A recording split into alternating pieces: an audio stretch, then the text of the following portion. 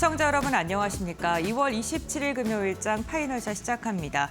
오늘 국내 증시는 연일 연달아 달려가던 우리 시장 한 걸음 쉬어가는 움직임이 나오고 있습니다. 간밤 미국 정규장에서 엔비디아가 5%가량 밀려나면서 오늘 투자 심리가 한풀 꺾이는 듯한 모습인데요. 특히나 외국인의 매도세가 8거래일째 이어지고 있는데 오늘 그 규모가 굉장히 큽니다. 하지만 그럼에도 불구하고 글로벌 IB들이 국내 증시를 바라보는 시선은 여전히 뜨거운데요. 모건스탠리가 강세장이 지속됐을 때 우리 시장 7,500까지 특히나 하반기가 아니라 상반기에 기대해 볼만하다라고 한 달 만에 목표 주가를 또다시 높여 잡는 듯한 모습이 나타났습니다. 결국에는 AI 시장 그 기대감이 우리 시장을 들어 올린다는 건데요. 오늘 시장의 분위기만 봐더라도 AI의 그 모멘텀이 꺾이지 않았다라는 게 여실히 느껴지는 게 결국에는 반도체라는 큰 파이를 갖고 주도주로 가고 있고요. AI가 점점 더 확산이 되면서 이제는 철강 산업까지 기대감이 커지고 있는 듯한 모습입니다. 이러한 가운데서 지난해 상반기에 주도주로 많은 주목을 받았던 방산 관련된 기업들 오늘 분위기 좋아서요. 마켓 A컷에서는 그와 관련된 이야기를 나눠보고자 합니다. 오늘 A컷으로 준비한 사진은요. 한국과 아랍에미리트가 92조 원 규모의 방산과 투자 MOU를 맺었다고 하는데 그 MOU를 맺으면서 사이 좋은 두 사람의 사진을 준비를 했습니다. 바로 강훈식 대통령 비서실장과 칼툰 아부다비 행정청장의 모습인데요. 이 92조라는 규모의 이번 합의가 두쫀쿠 외교라고도 불리고 있는 상황입니다. 그렇다면 어떻게 합의가 체결됐는지 자세히 알아보시죠. 이번엔 기존 계약과 달라진 점이 분명히 있는데요. 먼저 규모는 650억 달러, 우리 돈으로 변환했을 때 92조 원가량이고요. 방산이 350억 달러로 통합방공과 첨단항공 그리고 해양전력의 계약이 좀 유력시 되고 있습니다. 여기에다가 투자가 무려 300억 달러를 차지하고 있는 건데요. 원전과 AI 첨단 기술, 전략산업 부분에서도 유럽, 아랍에미리트와 한국이 이렇게 협력을 맺는다는 거고요. 특히나 가장 중요한 게 사실 이런 MOU 체결은요. 나라마다 좀 많이 진행되고 있습니다. 하지만 MOU가 MOU에 그치는 경우가 굉장히 많았는데 이번에는 각 나라의 실무진들이 2주에 한 번씩 팀을 이뤄서 만나고요. 실제로 어떻게 진행될지에 대한 회의를 진행한다고 합니다.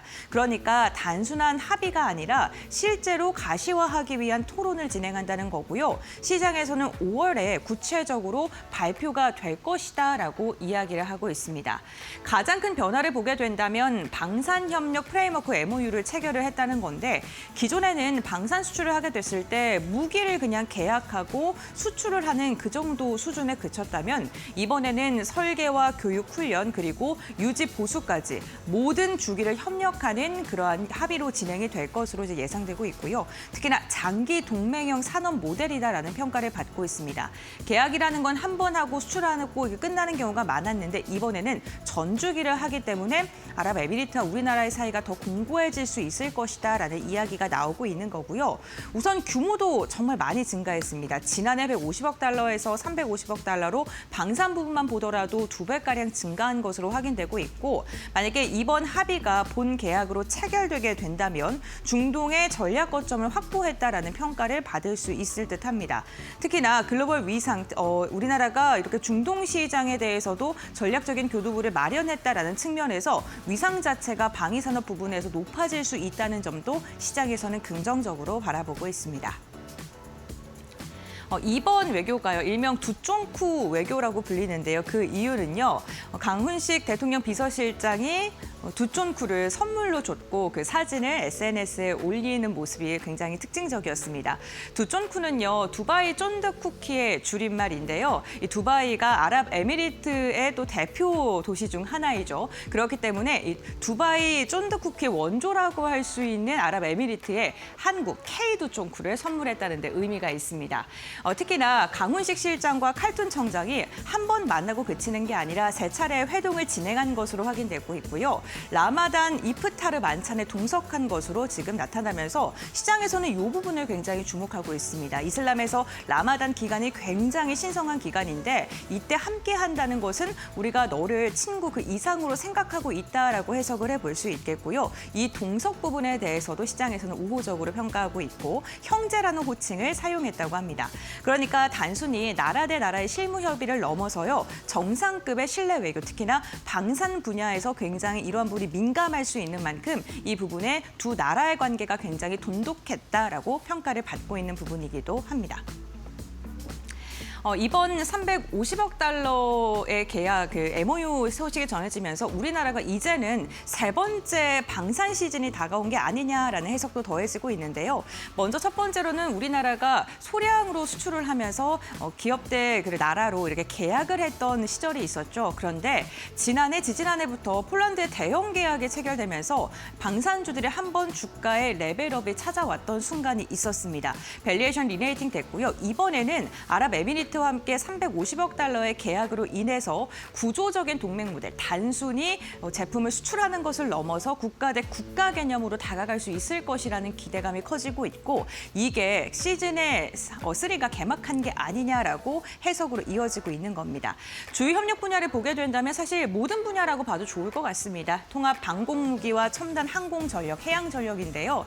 통합 방공무기 같은 경우에는 최근에 중동에서 드론이라던가 미사일과 같은 굉장히 위협적인 사례가 늘어나고 있는데 이를 막을 수 있는 방공 무기에 대한 협력이 진행될 것으로 예상되고 있고 첨단 항공전력 같은 경우에는 계약했을 때 수출 단가가 굉장히 높습니다. 그렇기 때문에 항공전력 부분도 긍정적이다라는 평가받고 있고요. 해양전력 같은 경우에도 지금 대표적으로 수상함과 같은 부분에 대해서 계약을 체결하게 된다면 나중에 지속적으로 정비를 하는 것까지도 연장이 될 수 있기 때문에 일회성에서 그치는 게 아니라 수주가 지속적으로 잡힐 수 있을 것이라는 기대감에 또 더해지고 있는 상황입니다. 지금 KB증권에서는요. 방산 350억 달러에 대해서 아마 이렇게 계약을 할 것으로 예상된다라고 리포트를 내놓았는데 LRG 넥스원과 한국항공우주, HD 현대중공업과 한화오션이 이런 식으로 계약을 할 것이다라고 예상을 한 만큼 관련된 부분, 이번 MOU와 함께 어떠한 종목을 눈여겨봐야 될지 고민되시는 분들은 이 기업들도 함께 살펴보시면 좋겠습니다.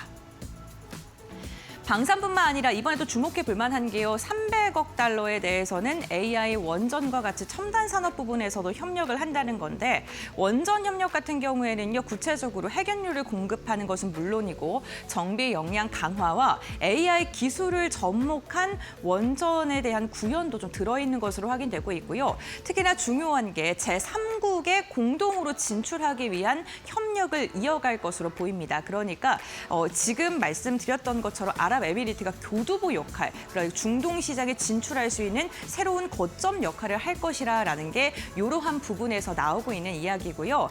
이번에 이러한 협력이 될 수 있었던 건 바라카 경험이 기반이 확장이 된 것으로 확인되고 있고 중동 시장에서 우리나라의 원전 기술이 지속적으로 인정받고 있다는 걸 뜻하기도 합니다.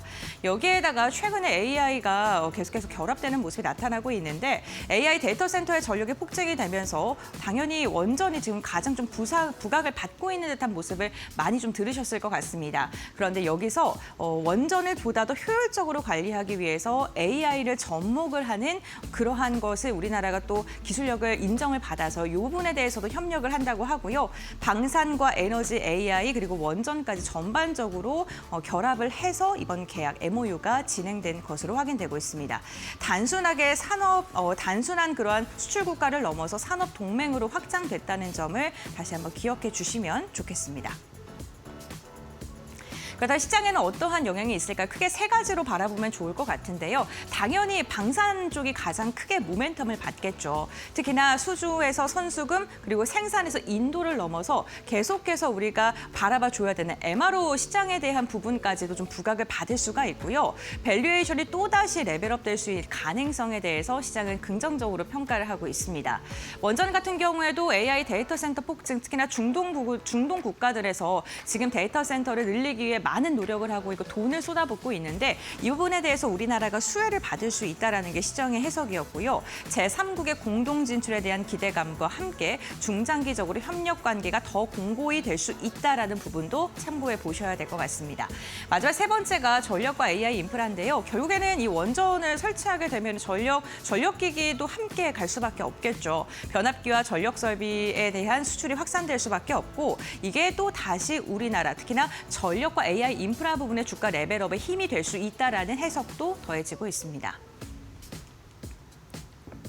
그렇다면 우리가 투자 전략을 어떻게 세워야 될까요? K방산 수출이 21년과 비교했을 때 25년 지난해 보면요. 2배 이상 증가한 것으로 확인되고 있고요. 세계 시장에서 긍정적인 평가를 받고 있는 K방산의 수출은 올해도 지속적으로 늘어날 것이라는 예상이 나오고 있습니다.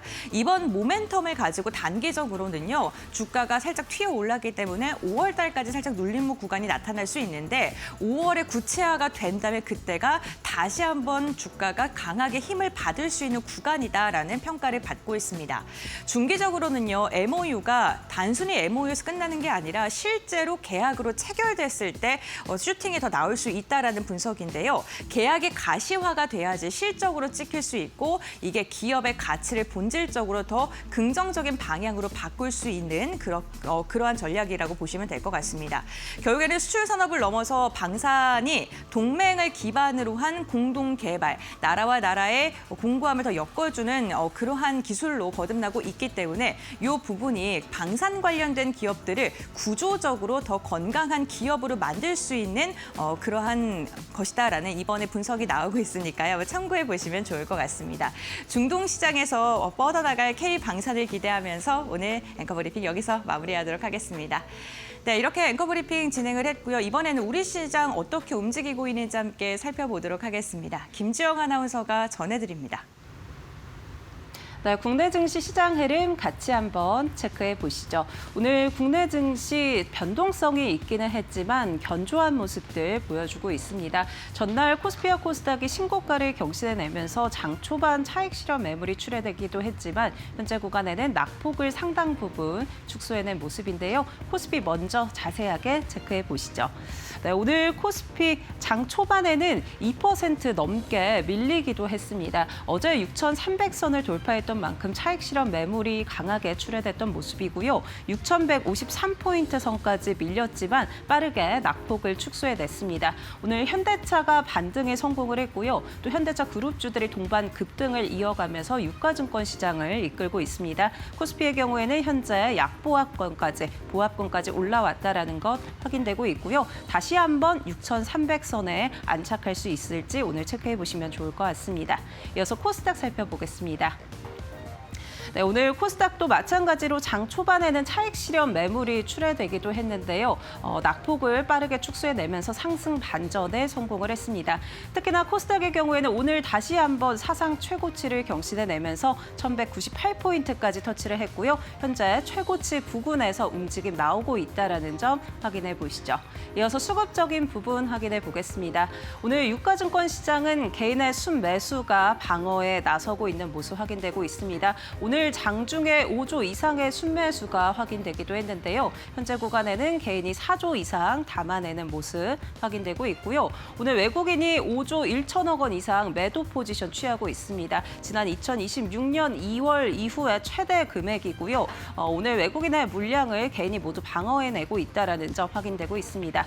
기관의 경우에는 13거래일 연속 순매수 이어가면서 오늘은 5천억 원 이상 담아내고 있다는 점 체크해 보시죠. 이어서 코스닥 살펴보겠습니다.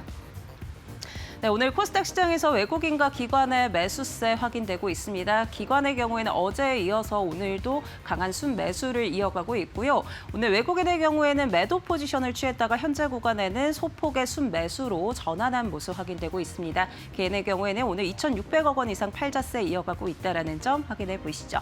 그렇다면 시장에서 어떤 키워드 주목하고 있는지 확인해 보겠습니다. 네, 오늘 시장에서 현대차 그룹주와 철강주들이 강한 흐름을 가져가고 있습니다. 현대차 그룹 측에서 정부와 협력해서 새만금의 혁신 성장 거점을 설립하겠다라고 발표를 했는데요.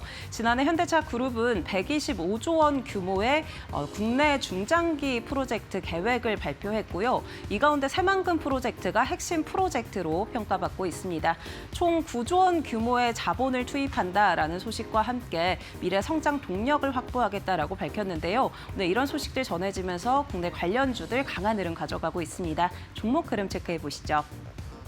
네, 현대제철 현재 구간 25% 급등하고 있고요. 현대 B&G 스틸 10% 강한 흐름 가져가고 있습니다. 철강주들도 오늘 강세 흐름 이어가고 있는데요. 이렘은 6%, 동국홀딩스 5.6%, 포스코 스틸리온의 경우에는 3%가량 상승하고 있습니다.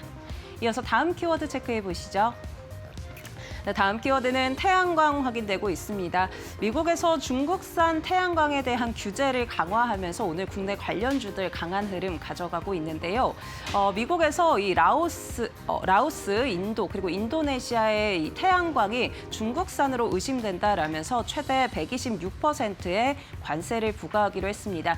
이에 따라 미국의 생산 거점을 보유하고 있는 하나큐셀과 OCI 홀딩스가 반사이익을 받아갈 수 있다는 전망이 나왔는데요. 오늘 관련주 흐름 같이 한번 체크해 보겠습니다.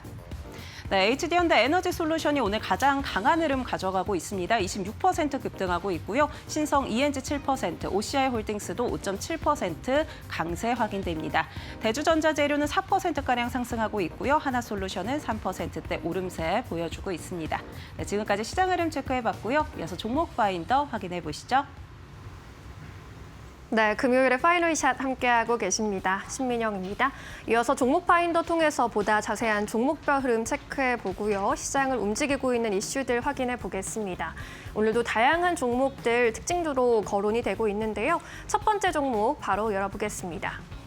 네, 현대로템 살펴볼까요? 오늘 방산업종 지수가 튀어오르고 있습니다. 여러 가지 이슈가 부각되면서 방산주 쪽으로 수급이 집중되고 있는데요. 먼저 한국과 아랍에미리트가 350억 달러 규모의 방산 협력을 확정한 것으로 나타나고 있습니다. 이 방산 협력의 프레임워크 양해각서 MOU도 체결한 것으로 확인이 됐는데 이 350억 달러 규모가 원화로 환산을 해보면 기존에는 20조 원 규모로 추정이 됐었는데 이 규모가 50조 원으로 늘어났다라는 점에서 시장에서 큰 호재로 해석을 하고 있는 상황입니다. 그리고 지정학적 리스크도 계속해서 방산주에 영향을 주고 있는데요. 미국과 이란이 스위스 제네바에서 3차 핵 협상을 진행했는데 뚜렷한 성과 없이 종료가 된 것이라는 외신 보도가 나왔죠. 이제 다음 주에 오스트리아 빈에서 기술적인 차원의 논의를 재개할 것이라고 했는데 핵심적인 쟁점은 여전히 팽팽하게 맞서고 있습니다.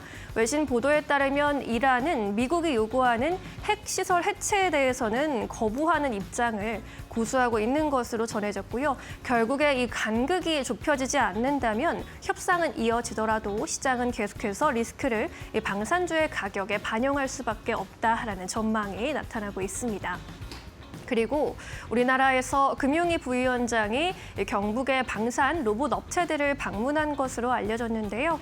이 부위원장이 방산의 미래가 달려 있다면서 국민 성장 펀드를 활용해서라도 이 방산주 쪽을 방산 산업을 지원을 확대할 것이다라는 취지의 발언을 했습니다. 이런 발언까지 소화하면서 오늘 방산주 전반적으로 시세가 좀 붙고 있는데요. 함께 흐름 확인해 보시죠.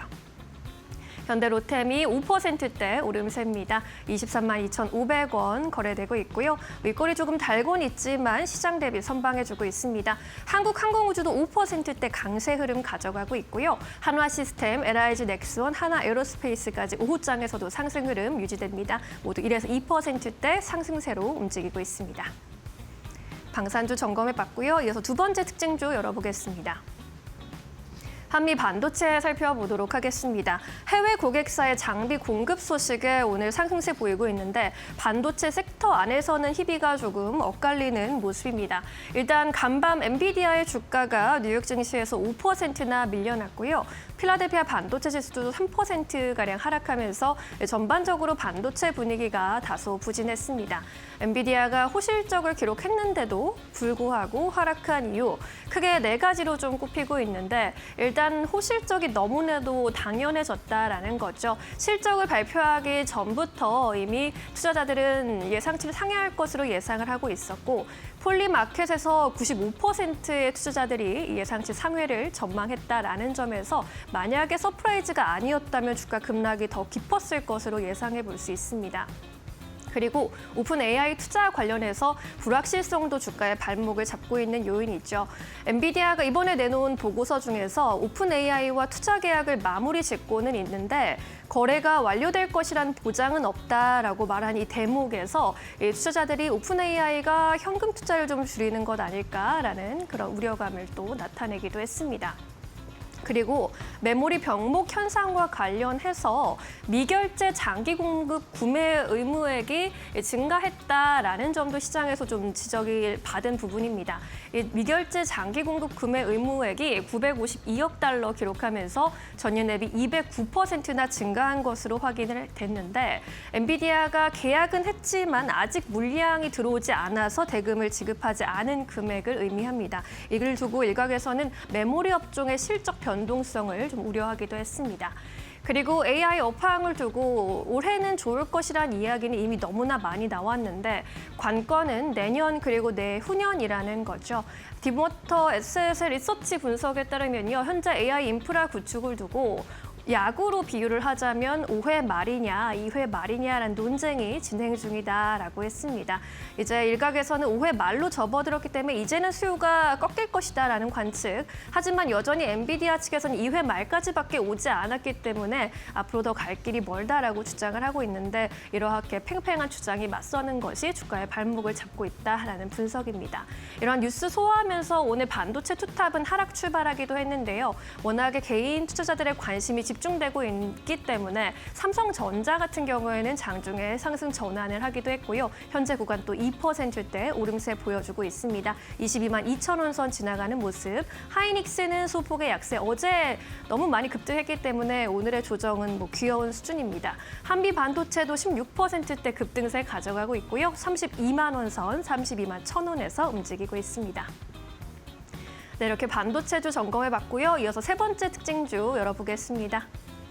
네, 한국전력 살펴보도록 할까요? 한국전력의 영업이익이 이제 시장 기대치 대비해서 42% 하회한 것으로 확인이 됐습니다. 이러한 어닝 쇼크의 주가도 타격을 받을 수밖에 없는 오늘입니다. 매출액의 경우에는 지난 4분기에 23조 6천억 원 수준, 전년 동기와 거의 비슷한 수준으로 집계가 됐고 영업이익이 전년 동기 대비 18% 하락하면서 1조 9천억 원 수준으로 집계가 됐습니다. 순이익도 시장 기대치를 밑돈 것으로 확인됐습니다. 이 자회사에서 대규모 해외 사업 손실이 이번 실적에 좀 반영된 것으로 보이고요. 그리고 유가가 지정학적 불안 속에 상향 추세를 보이고 있다라는 점이 앞으로 실적의 불안 요인으로 보입니다. 유가의 가정을 상향하면서 증권가에서 26년 이익 전망치를 8% 하향 조정했고요. 실적뿐만 아니라 배당에도 좀 실망이 있었습니다. 25년 주당 배당금 1,540원 정도로 나타났는데 이런 배당 성향 상향을 기대했던 투자자들에게는 실망스러운 요인으로 잡히고 있는 상황입니다. 이렇게 실적을 공개하고 나서 오늘 나온 증권사 리포트들 좀 모아봤는데요. 메리츠증권에서는 리뷰하는 리포트에서 실적과 배당 모두 아쉬웠다라면서 7만 4천 원대 제일 낮은 목표 주가를 유지하기로 했습니다. IBK 투자증권에서도 배당 확대 여지는 확인이 되고 있다. 그런데 올해도 원전 모멘텀 등으로 시장 재평가는 지속이 되고 있다라는 의견이고요. 7만 7천 원으로 목표 주가 상향 조정을 했습니다. 대신증권에서는 아쉬움은 좀 남긴 하지만 앞으로의 원전 모멘텀에 또 집중을 했고요. 8만 원대 목표 주가 제시했습니다. 유진투자증권에서 이제 앞으로의 실적은 좋을 것이기 때문에 계속해서 지켜보자라는 좀 반대되는 의견 제시하면서 목표 주가 9만 2천 원까지 끌어올렸고요. 탑픽으로 지속적으로 추천한다고 전했습니다. 오늘 관련주와 함께 흐름 비교해 볼까요? 오늘 한국전력이 유독 부진한 모습입니다. 7%대 내림세 58,400원까지 좀 내려와 있고요. 한전산업의 경우에도 1% 안팎의 내림세로 움직이고 있습니다. 한전 KPS 보합권, 그래도 한전기술 그리고 두산에너빌리티 같은 원전 모멘텀 받는 종목들의 상승세도 이어지고 있습니다. 두산에너빌리티는 2.6%대 강세 106,600원에 거래되는 모습입니다. 네, 오늘 이슈가 있는 종목들 먼저 살펴봤고요. 이어서 전문가와 함께 놓치지 말아야 할 종목들 짚어보도록 하겠습니다. 오리드홀딩스 권영우 대표 함께 할게요. 어서 오십시오. 안녕하세요. 네, 이어서 대표님이 꼽아주신 첫 번째 특징주 열어보겠습니다. 네, 아주 IB투자 살펴볼까요? 오전 장중에 상한가로 직행하는 모습이었습니다. 미국 자회사가 투자한 기업이 글로벌 바이오 투자 성공 사례를 만들었다는 뉴스 속에 주가도 크게 튀어 올랐는데 오늘의 이러한 급등 흐름 어떻게 해석해 볼 수 있을까요? 일단은 아주아이비 투자 같은 경우에는 제가 2월 초에 설 명절 전에 추천을 드렸었던 그런 종목입니다. 근데 오늘 상한가를 말아 올렸는데 그 이벤트가 이제 그거죠. 이제 아주아이비 투자가 미국의 자회사인 솔라스타 벤처스가 초기로 이제 투자를 참여한 아셀렉스라고 하는 그 CAIT 요 치료제 바이오 기업이 있습니다.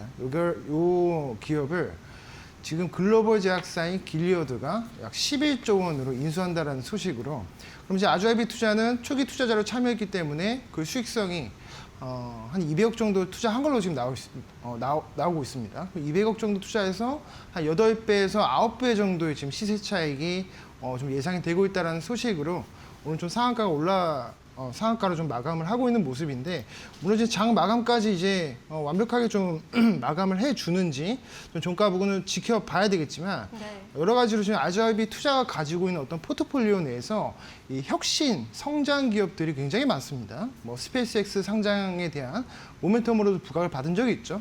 물론 어떤 스페이스X에 대해서 지분이 구체적으로 얼마만큼 투자했다라는 소식은 안 나오지만, 아무튼간에 지분을 가지고 있다라는 그런 기대치가 충분히 6월달까지도 좀 반영이 될 수 있다.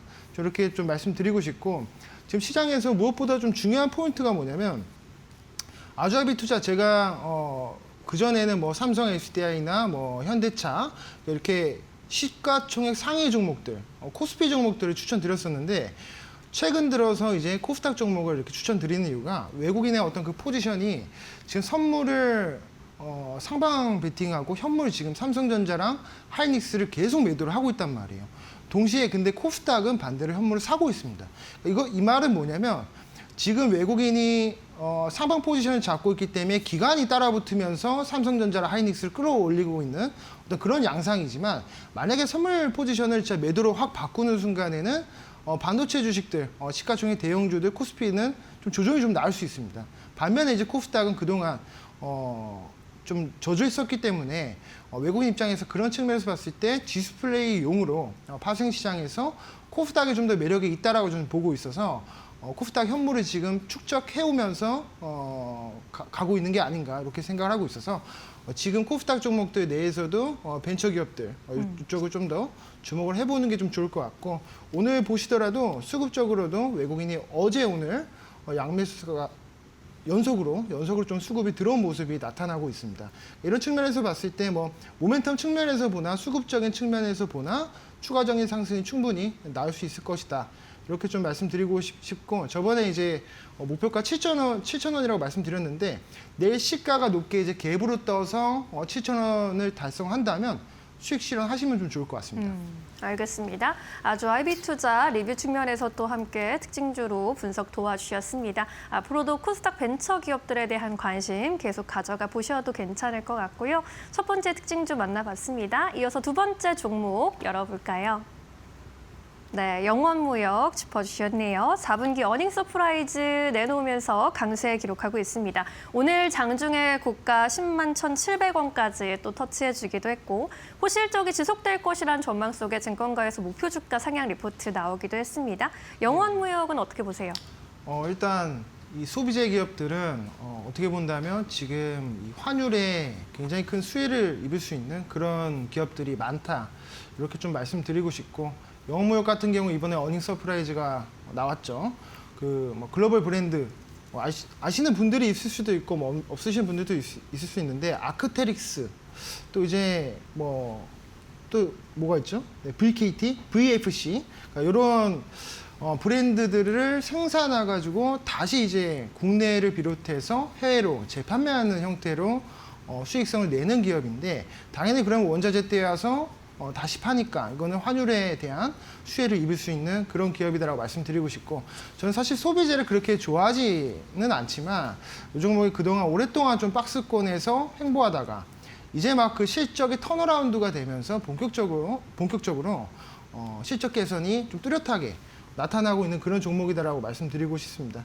요거 지금 시장에서 워낙 많이 지금 신고가로 가고 있는 종목들이 굉장히 많은 상황에서 좀 유일하게 좀 저평가가 된 그런 종목이기 때문에 다시 박스권 하단으로 내려가지는 않을 것 같고요. 추가적인 어떤 상승 충분히 지금 구간에서 나타날 수 있겠다. 이렇게 좀 말씀드리고 싶습니다. 그래서 이것도 조금 추후에 공략을 해보시는 것도 좋을 것 같습니다. 네, 영원무역 만나봤습니다. 오늘 상승세가 또 나타나고 있는데 저평가 종목으로 관심 가져가 보셔도 좋을 것 같습니다. 특징주로 2개의 종목 정리해 보도록 하겠고요. 이어서 오늘의 공략주 여쭤보도록 하겠습니다. 코스닥 지수가 지금 속보로 나가고 있듯이 장중에 1200선을 돌파하면서 사상 최고치를 다시 쓰고 있고요. 이번 주에 코스피 지수도 아주 가파른 상승세를 보여줬습니다. 이렇게 지수가 잘 가고 있는데 어떤 종목을 또 골라보는 게 좋을지 대표님은 어떤 종목 좀 집중해보고 계세요? 오늘 이제 코스닥 종목 가지고 왔고요. 실적이 굉장히 뚜렷하고 그리고 캐파 확장도 하고 있으면서 동시에 이제 반도체 소부장들이 되게 좀 탄력이 좋았잖아요. 근데 이게 좀 조정이 나온다라고 했을 때 좀 반사적으로 수급이 쏠릴 수 있는 그런 종목으로 가지고 왔습니다. 한스 바이오메드라는 건데요. 네. 제가 저번에도 한 3만 원대에서 한번 말씀드렸었는데 지금 구간에도 충분히 매력이 있는 그런 종목이라고 생각을 해서 한 번 더 가지고 왔습니다. 네. 일단 지금 최근에 파마리서치 주가가 많이 떨어졌잖아요. 70만 원대에서부터 30만 원대까지 거의 마이너스 50% 정도가 지금 손실이 나는 상황인데 이 파마리서치의 주가를 어떻게 본다면 끌어내린 장본인들 중에 한 군데가 바로 이 한스 바이오메드다. 이렇게 좀 이해하시면 좋을 것 같고 인체 유래 물질을 기반으로 해서 스킨 부스터인 이제 셀르디임이죠. 셀르디임이라고 하는 것을 만들어서 이제 판매하는 그런 기업입니다. 강점이 뭐냐면 이 성형외과, 피부과 의사들이 마케팅을 대신해 줍니다. 대신 나와서 야 이거 너무 좋다. 인체 유래 물질로 생산한 이 스킨 부스터가 어떤 그 상처 회복 속도라든지 효능 그리고 통증 완화 이게 모든 측면에서 봤을 때 연어 후보 물질보다 좀 낫다 이렇게 자체적으로 스스로 이제 마케팅을 하다 보니까 과거에 삼양식품을 불닭볶음면을 인플루언서들이 홍보해 준 거 마냥 이런 역사가 좀 반복되고 있는 그런 종목이다라고 좀 말씀드리고 싶고 한스바이오메드가 작년 4분기에 드디어 이제 실적을 흑자 전환을 했습니다. 그동안 좀 적자에 갇혀 있다가 이제 막 턴어라운드를 했는데 이게 이제 셀레디움 덕분이거든요. 근데 이런 부분들이 지금 보니까 불과 한 달 전이죠. 그러니까 1월에 병원이랑 계약한 곳이 병원이 250곳이었다면 지금은 370곳입니다. 그러니까 한 달 사이에 계약한 병원 수가 50%가 늘어났고 이게 이런 추세가 여기서 끝나는 게 아니라 계속 될 수밖에 없다라는 거겠죠. 그리고 셀레디움 생산량도 작년 기준으로 봤을 때 월 말에 1일에 1.3만 개 정도, 이 정도 좀 생산 캐파가 있었다면 지금은 4월까지 이 4만 개 정도로, 그러니까 한 3배 정도로 퀀텀 점프가 좀 가능하다라고 보고 있습니다. 그래서 이번에 1분기 실적이 나올 때 작년 4분기 실적보다 훨씬 높은 수치로 좀 나올 수 있겠다. 이렇게 좀 말씀드리고 싶고 다만 한 가지 아쉬운 점 뭐냐면 이게 증거금 100%짜리 종목입니다. 많은 분들이 지금 시장에서 사실 현금 플러스 알파, 그러니까 레버리지로 매매를 많이들 하실 겁니다. 그런데 이 종목은 이제 증거금 100%이기 때문에 신용 대출이 좀 안 돼서 현금으로만 좀 매수할 수 있는 그런 종목이죠. 자, 그래서 수급적으로 좀 보면 최근에도 이제 투신 연기금이 그동안 좀 안 들어오다가 갑자기 좀 들어왔습니다. 이 자금들은 제가 말씀드렸다시피 좀 장기 자금의 성격을 가지고 있다 보니까 고가에서 연기금이랑 장기 자금이 들어온다라는 거는 내일 되자마자 10% 올랐다라고 해서 연기금이 팔고 나가지 않습니다. 그러니까 이제 롱텀, 그러니까 좀 오랜 기간으로 보유하는 그런 전략을 취하는 기간이다 보니까 이런 측면에서 봤을 때도 좀 긍정적이다라고 해석을 하고 있습니다. 요거는 제가 목표가를 6만 원으로 좀 잡아 드릴 거고요. 그리고 손절가는 39,000원으로 제시하도록 하겠습니다. 네, 한스 바이오메드 정리해 봤습니다. K 피부 미용에서 새로운 트렌드로 떠오른 스킨 부스터 셀르디엠으로 좀 활약하고 있고요. 이에 따른 실적 턴어라운드에 주목해 보시면 좋겠습니다. 목표가 6만 원까지 여전히 관심 가져볼 수 있는 영역으로 정리해 주셨으니까요. 함께 관심 가져봐 보시면 좋겠습니다. 오늘의 이런 포착 종목까지 만나봤고요. 대표님 말씀 여기까지 들을게요. 고맙습니다. 감사합니다.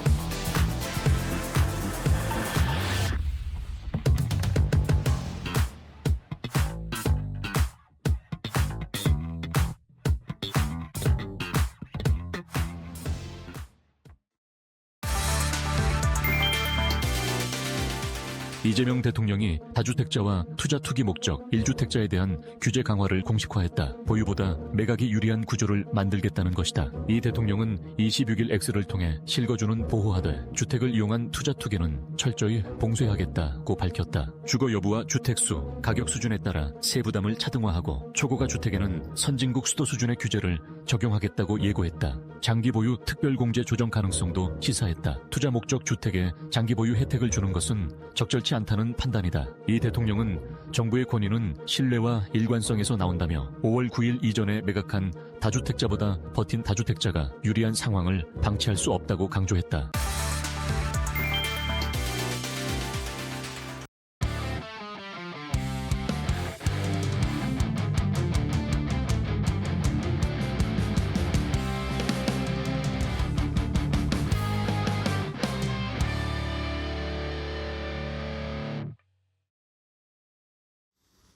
자, 코스피 6천을 향해서 달려가고 있고요. 코스닥도 오늘 1,200포인트를 돌파했습니다. 3천을 향해서 말로 홈런 쏘아 올릴 수 있을 좋은 업종과 종목 소개해드립니다. 이재선의 말로 홈런 시즌2.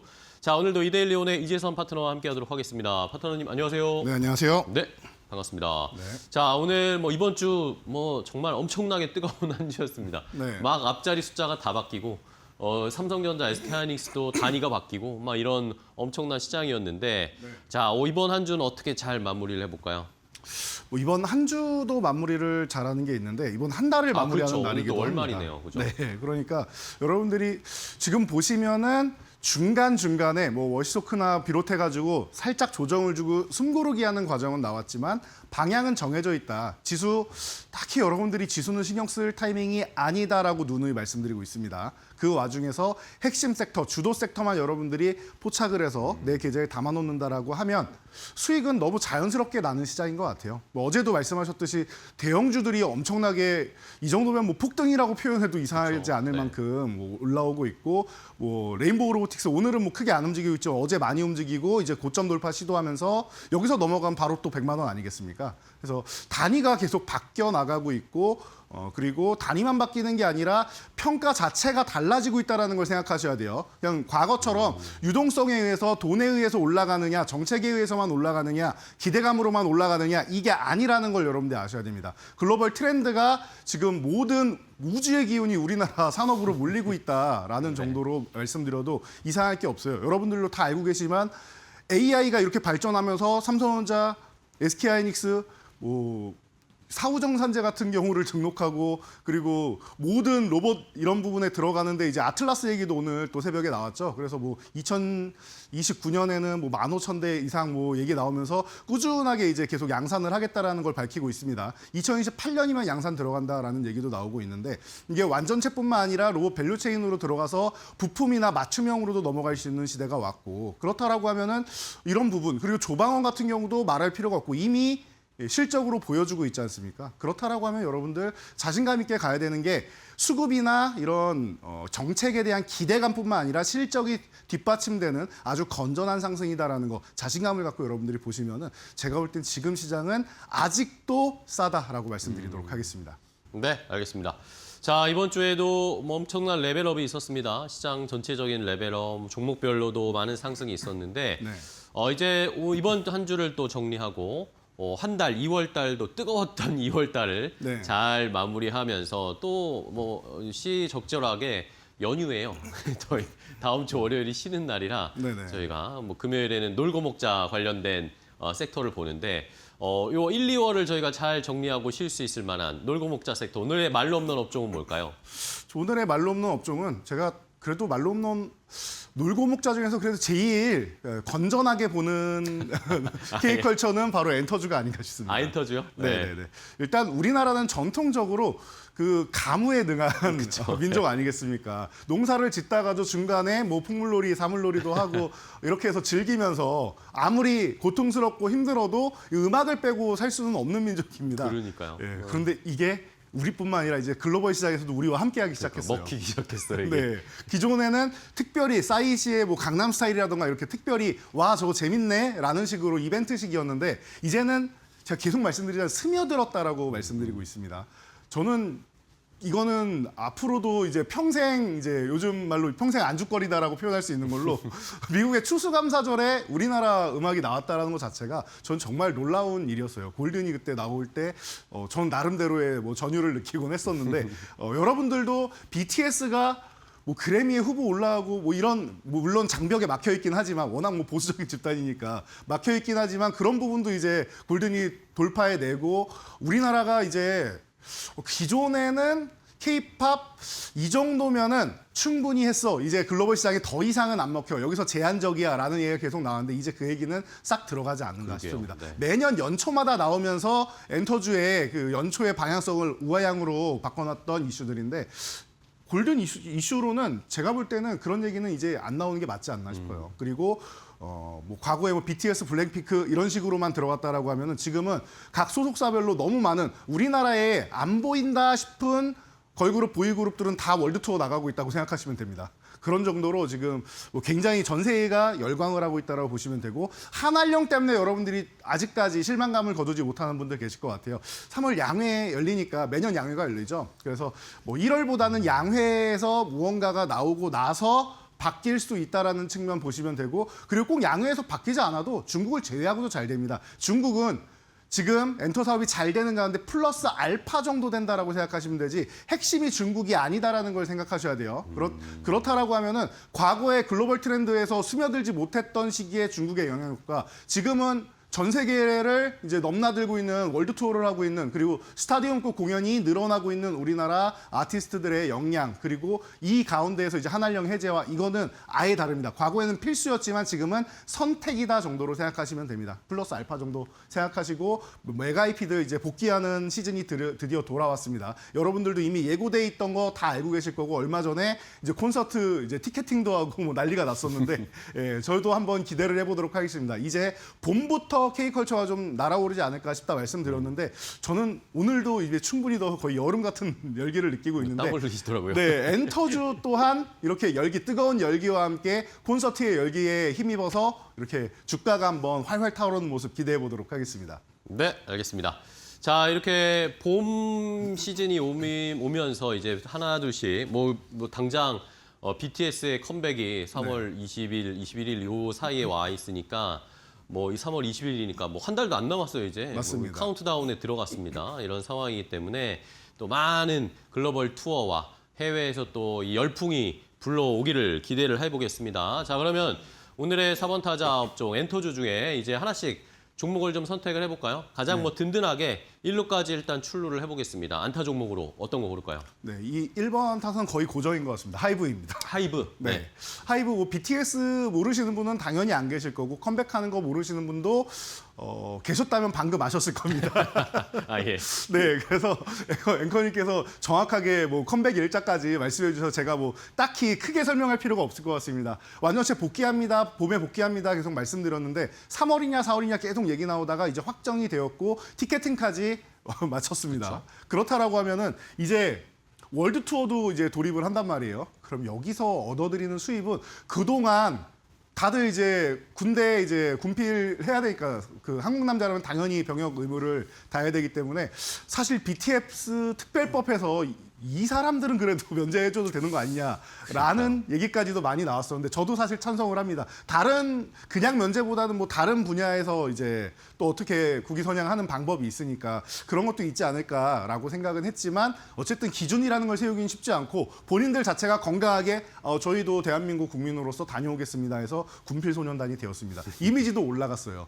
우리나라야 군대가 필수니까 그러지 그 해외에서는 군대를 갔다 온 사람이다라고 하면은 일단 먼저 존중을 받고 리스펙을 받는 이런 문화가 있기 때문에 오히려 더 멋있는 사람들이다라는 평가를 받고 있습니다. 그래서 뭐 이런 부분을 본다라고 하면은 기대감은 뭐 충분히 있다라고 생각하시면 되고요. 뭐 기대감만 갖는 게 아니라 결과도 저는 뭐 의심하지 않습니다. 솔로로도 이제 빌보드를 석권하고 있는 사람들인데 다시 한번 뭉쳐가지고 이 팬들의 기대감을 충족시켜준다.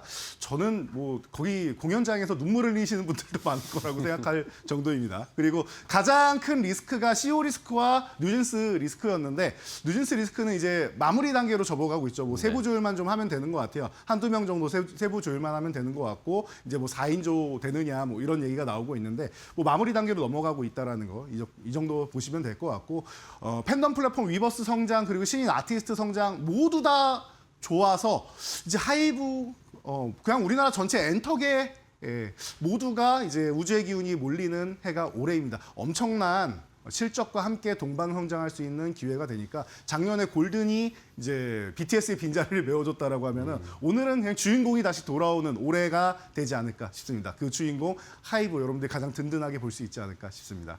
네, 알겠습니다. 하이브. 자, 과연 이제 BTS 컴백을 필두로 해서 주가도 같이 우상향을 할지 네. 신호탄을 쏘아 올리면 지금 뭐 살금살금 움직이고 있는데 저희도 한번 지켜보도록 하겠고요.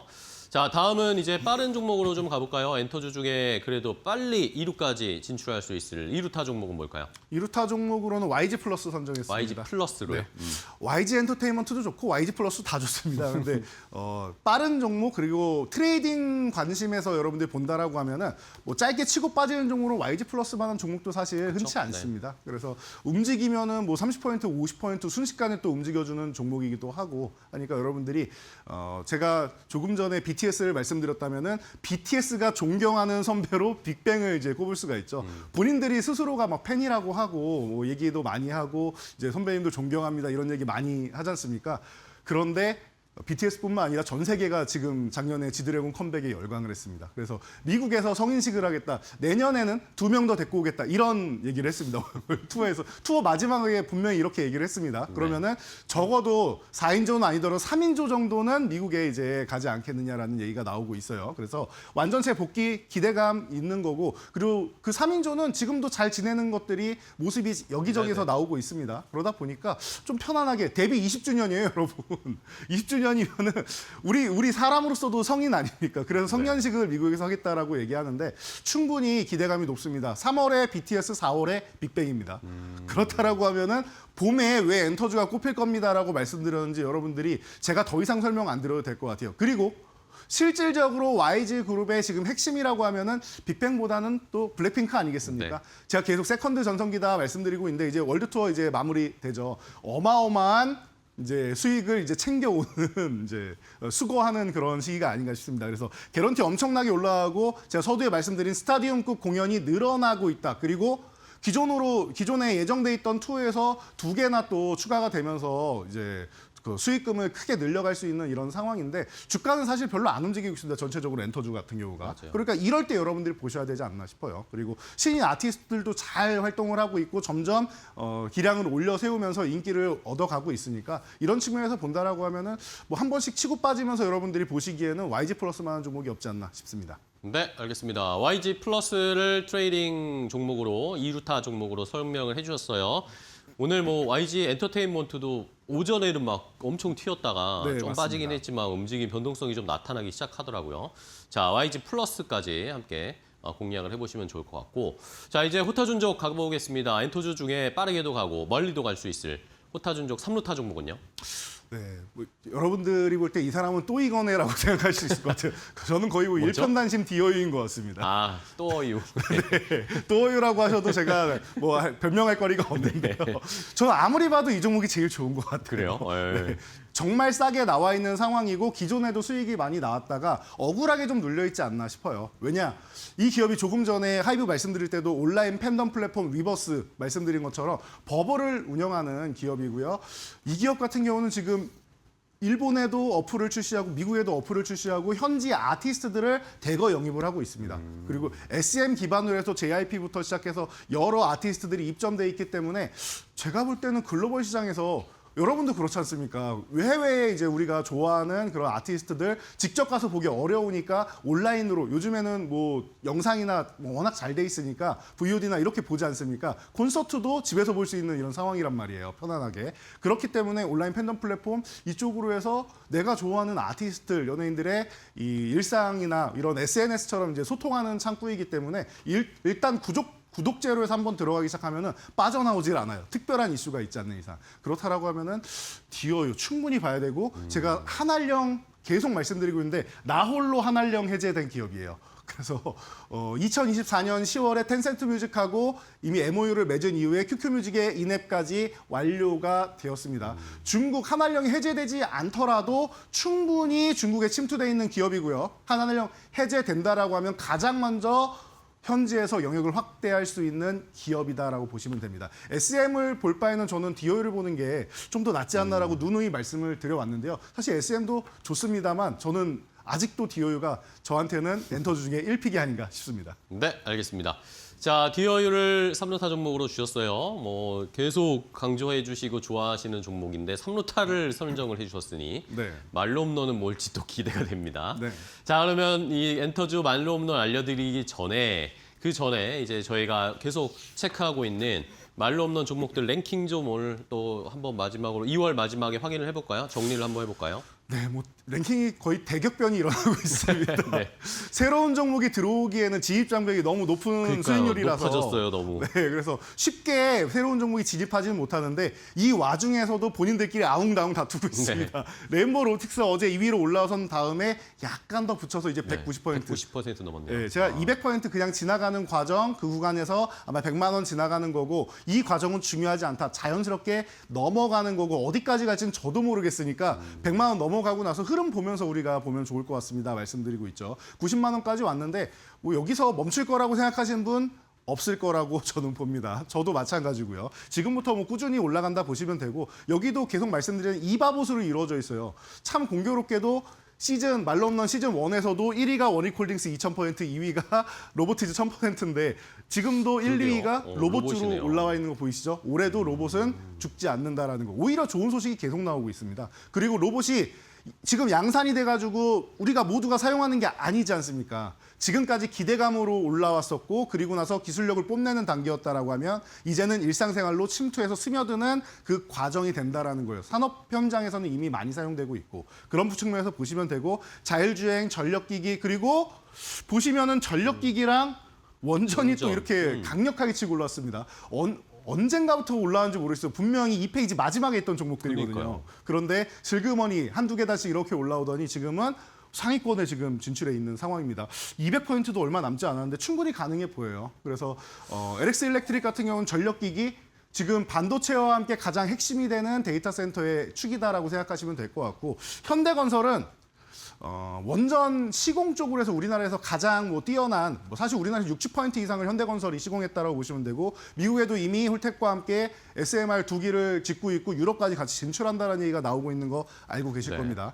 사실 그걸 의심하시는 분들도 있어요. 이거 원전 건설 다른 데는 잘 안 하고 얘네만 하는데 여기가 정말 프리미엄이냐 아니면은 사실 돈이 안 돼서 다른 데서 안 하는 거냐 이런 얘기도 많이 나오고 있는데 현대건설 같은 경우는 그동안의 노하우가 있기 때문에 본인들의 역량을 가지고 오히려 또 마진율을 좀 높이는 과정 한간에 떠도는 얘기 나오는 거 보면 한 13%까지는 가져올 수 있다라는 얘기가 나오고 있습니다. 근데 이거는 뚜껑을 열어봐야 아는 거니까 소문은 이렇다라는 정도까지만 알고 계시면 될 것 같아요. 다른 기업은 만약에 마진이 덜 나오는 거는 그 기업이 노하우가 아직 좀 부족해서 그런 게 아닌가 싶습니다. 충분히 노하우를 갖춘 기업이니까 지금 5위에 올라가는 게 전혀 이상하지 않다라고 네. 누누이 말씀드렸습니다. 그리고 우주항공 창투사는 올해 핵심 섹터라고 했죠. 그러면은 창우행이라고 말씀드린 종목들이 여기 상위권에 다 있습니다. 이 그러니까요. 페이지에. 이렇게 보시면 될 것 같아요. 이 페이지로 넘어가도 별 차이가 없습니다. 이 바봇에서 크게 벗어나는 게 없어요. 반도체 그리고 바이오 그리고 로봇 그대로 있고 2차 전지 있고 로봇 있고 다 그대로지 않습니까? 그리고 밑에는 뭡니까? 2차 전지와 또 우주항공이 있고 우리가 핵심 섹터로 딱 꼽았던 섹터들 그리고 계속 반복해서 말로 없는 시간에 소개해드리는 섹터들이 지금 핵심으로 자리 잡고 있고 수익률을 크게 키워오고 있다는 걸 여러분들이 보시면 될 것 같아요. 그래서 작년에는 조방원과 지주사 중심으로 해서 먼저 출발한 우리 시장이 반도체, 바이오, 로봇으로 넘어갑니다라고 말씀을 드렸고 지금은 이제 이 바봇으로 넘어가는 단계 그리고 올해 창우행이 올라오는 단계고 K컬처가 이제 한 봄 정도부터 올라오지 않을까 싶다라고 누누이 말씀드렸는데 이제 다가오는 봄 K컬처까지 오늘 이제 말로 없는 섹터인데 기대를 한번 해보면 좋지 않을까 싶습니다. 자 그리고 오늘 이제 1차 목표가 그리고 말로 없는 달성되는 종목들 계속 늘어나고 있는데 한 종목 보도록 하겠습니다. 현대로템입니다. 이 무거운 종목이 계속 우회항하면서 못 올라오고 있다. 드디어 1차 목표가에 딱 터치를 했습니다. 넘어가느냐 마느냐 신경 안 쓰셔도 될 것 같아요. 그냥 꾸준하게 보유하시면은 이미 실적으로 뒷받침돼 있는 거고 그리고 글로벌 시장에 추가 수주가 계속 얘기가 나오고 있는 기업이다 보니까 편하게 보시면 되지 않을까 싶습니다. 조방원 지금 제가 집중해서 강조해드리지 않는 이유는 올해는 성장주가 더 좋지 않을까 싶어서 말씀드리는 거고 올해는 코스닥 쪽 코스피가 지금 강하지만 결론적으로 1, 2월은 코스피가 강했어도 끝까지 본다라고 하면 저는 코스닥이 더 강하지 않을까 싶다라고 말씀드리고 있어요. 그리고 중소형주들 움직이는 거 보실 겁니다. 조방원은 많이 언급드리지 않더라도 그냥 꾸준하게 든든하게 가져간다라고 생각하시면 될 것 같습니다. 알겠습니다. 자, 오늘 또 방산주들이 잘 올라오다 보니 현대 로템도 1차 목표가에 터치를 해 주었어요. 네. 계속 안정적으로 끌고 갈 업종으로는 조방원을 저희가 계속 킵해 두도록 하겠습니다. 자, 그럼 이제 오늘의 말홈런을 살펴봐야 될 텐데 말홈런 종목 오늘 엔터주 중에 궁금합니다. 디어유가 먼저 나왔고 하이브도 말씀해 주셨고 네. 그러면 오늘의 엔터주 중에 말로 없는 종목은 뭘까요? 자, 여러분 제가 최근에 소개를 잘 안 해드렸던 종목이 어디까지 내려가나 보자라고 저도 생각하고 있던 종목인데 네, 뭐죠? 이거는 좀 너무 과하지 않나 싶어서 여기서는 사야 되지 않을까 싶은 큐브 엔터입니다. 큐브 엔터요? 오. 제가 조용히 있던 이유가 저도 지켜보고 있었어요. 분명히 기업은 잘 되고 있는데 작년이 조금 위기이긴 했습니다. 왜냐하면 2024년에 이제 거의 아이들의 원툴 엔터사라고 봐도 이상할 게 없는 기업이기 때문에 아이들이 2024년에 전원 재계약을 했는데 작년에는 활동이나 이런 부분이 조금 줄어들고 그리고 재계약하면은 당연히 배분금이 또 이제 많이 들어가겠죠. 그러면은 거기서 또 이제 쉽지 않은 그래서 작년 이제 실적 같은 경우가 여러분들이 볼 때는 좀 별로다라고 생각하셨을 텐데요. 드디어 이제 컴백을 하고 본인들만의 색깔을 찾아서 이제 월드 투어를 시작하는 이런 그룹이 됩니다. 그래서 얼마 전에 이제 월드 투어를 이제 떠나기 시작을 했는데 스타디움급 투어가 대폭 확대됐다. 이게 계속 반복해서 나오고 있죠. 이런 기업들, 이런 그룹들이 있는 그런 엔터사를 여러분들이 보셔야 돼요. 굉장히 그 수익률 차이가 많이 납니다, 여러분들. 작은 곳에서 하는 것과 스타디움급은 수익률 차이가 많이 나고 그리고 그 스타디움을 내준다라는 것 자체가 이 팬덤의 격을 올려주는 거라고 생각하시면 돼요. 우리가 처음에는 BTS가 한국의 보이그룹이고 그리고 나서 아시아에서도 통하고 그리고 글로벌 시장에서도 조금 관심 갖는 사람들이 일부 있고 이러다 글로벌 시장을 점령해서 제2의 비틀즈다 이런 얘기 나왔듯이 격이 점점 올라가는 이 격상되는 게 중요한데 스타디움급 공연이라는 게 글로벌 시장에서 그리고 그 국가와 도시에서 인정을 받는다라는 뜻으로 여러분들이 보시면 될 것 같아요. 그리고 여기에 뭐 당연히 뭐 천재 프로듀서인 뭐 전소연 씨가 너무나도 활약을 잘해주고 있기 때문에 든든하게 자리 잡고 있기 때문에 저는 기대를 충분히 해봐도 된다라고 보고 있고요. 그리고 신인 그룹 같은 경우도 지금 본격적으로 활동을 시작해서 이제 일본부터 해가지고 이제 정식 발매를 해서 추가적으로 이제 뭐 사실 리뉴얼해서 나오는 거죠. 그래서 출시를 한다라고 합니다. 그래서 혼자 가게 된다라고 하면은 만약에 아이들이 뭔가 좀 문제가 있거나 하면은 뭐 다른 게 아니라 활동을 너무 많이 해서 뭐 몸이 안 좋거나 그럴 수도 있지 않습니까? 절대 그런 일은 있으면 안 되겠지만 그러면은 안 되기 때문에 다른 이제 대체할 수 있는 그 후배 가수들이 올라오는 게 중요합니다. 지금 이렇게 잘 진행하고 있다라고 보시면 되고 작년에 사실 재무제표나 이런 부분에서 좀 독특하게 나왔던 부분들이 이제 지배 구조가 사실 변경이 됐어요. 그리고 나서 재계약을 한 건데 최대 주주가 변경되면서 기존에는 VT 여러분들이 좋아하시는 이 화장품 회사 VT의 자회사 종속회사 성격이 강했는데 이제는 독립 경영을 하는 회사로 넘어가고 있습니다. 그렇다라고 하면 경영의 안정성도 좀 돋보일 수 있다는 거 생각해 보시면 될 것 같아요. 가격 전략 간단하게 소개해 드리도록 하겠습니다. 네. 제가 한마디로 압축해 드렸죠. 어디까지 내려가나 보자. 야, 이렇게- 많이 내려왔네요. 이렇게 내려갈 건 아니라고 저는 생각했는데 그 K 콘텐츠 쪽으로 아직까지 수급이 크게 들어오지 않다 보니까 그러면은 오히려 싸게 내려올 때까지 기다리느냐고 제가 여러분들한테 크게 소개는 안 해드리고 있었어요. 눈으로는 몇 달 전부터 보고 있었습니다. 그런데 12,000원 아래 내려오는 건 이건 좀 과하지 않았나 싶습니다. 지금부터는 밀릴 때마다 여러분들이 천천히 그냥 모아가시면 되지 않나 싶고요. 여기서 1차적으로 14,000원을 넘어가면 여기서부터가 멋지게 움직일 수 있는 신호탄이 될 겁니다. 그래서 1차 목표치를 14,000원으로 놓고 보시고 2차 목표치는 2만 원, 지금 거의 2배가 되는 가격인데 어렵지 않다고 봅니다. 전 그 이상도 충분히 가능한 기업이라고 보고 있기 때문에 드디어 제가 원하는 가격까지 왔습니다. 여러분들도 함께 관심 가져보시면서 한 번의 매수보다는 수익금에서 일부씩 조금씩 모아가는 전략으로 하시면 좋을 것 같습니다. 알겠습니다. 자, 오늘의 엔터주 4번 타자 업종의 말로 홈런 종목은 큐브 엔터였습니다. 네. 큐브 엔터는 또 저희 말로 홈런 시즌2에서는 또 처음 소개해 주셨는데 네. 내려올 대로 너무 내려왔다. 더 내려가면 안 된다. 라는 의견으로 큐브 엔터 저희도 잘 살펴보도록 하겠습니다. 자, 이제 이재선 파트너님 또 오늘 유튜브 라이브 또 한 주의 마지막, 한 달의 마지막 방송하러 가셔야 되니까 여기서 인사 나누도록 할게요. 오늘 좋은 종목 소개해 주셔서 감사하고 3월에 뵙겠습니다. 네. 고생 많으셨습니다. 감사합니다. 고맙습니다.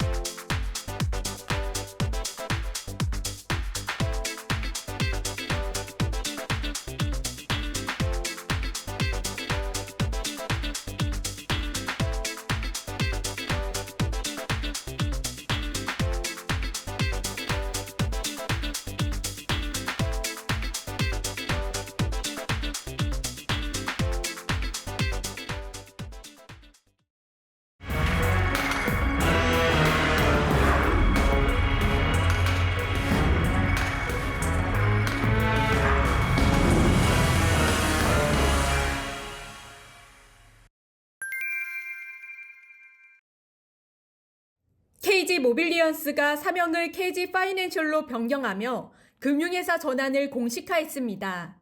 사업의 무게중심도 기존 결제대행 중심에서 벗어나 현금 흐름을 설계하는 금융 플랫폼으로 이동합니다. 결제 시장이 성숙 단계에 접어들면서 단순 거래액 확대만으로는 성장에 한계가 있다는 판단이 반영됐습니다. 회사는 오는 7월 플랫폼 입점 셀러를 대상으로 선정상 서비스를 도입할 예정입니다. 정산일 이전 매출 채권을 조기 현금화해 유동성을 지원하는 구조입니다. 저희가 갖고 있는 강점들은 뭐 조달금리나 아까 말씀드렸던 리스크 조직, 그다음에 데이터, 그다음에 시스템 안정성, 그다음에 우리 가맹점을 상대하는 영업 조직 그런 부분에서 저희는 많은 강점을 갖고 있기 때문에 이를 통해 국내 가맹점 확대와 함께 해외 플랫폼 셀러 공략에 나서 2028년 취급액 1조 원 달성을 목표로 제시했습니다. 디지털 자산 사업 로드맵도 공개했습니다. KG 모빌리언스는 앞서 KG 이니시스와 함께 스테이블 코인 상표를 출원했습니다.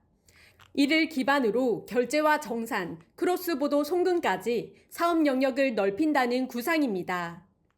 가상자산 사업자 자격 취득을 위해 필요한 정보보호관리체계 인증은 현재 예비 심사 단계에 있으며 회사는 내년 본격적인 서비스 출시를 목표로 하고 있습니다. 결제부터 송금, 크로스보더, 아니면 월렛, 다양한 형태의 디지털 자산을 가지고 할 수 있는 거를 언제든지 할 수 있는 준비를 다 해놓는 게 저희가. 다만 스테이블 코인 제도와 속도 등 규제 환경은 사업 일정의 변수로 남아 있습니다. 금융 플랫폼 전환 전략이 새로운 성장 동력으로 자리 잡을 수 있을지 시장에 관심이 쏠립니다. 이데일리 TV 이지은입니다.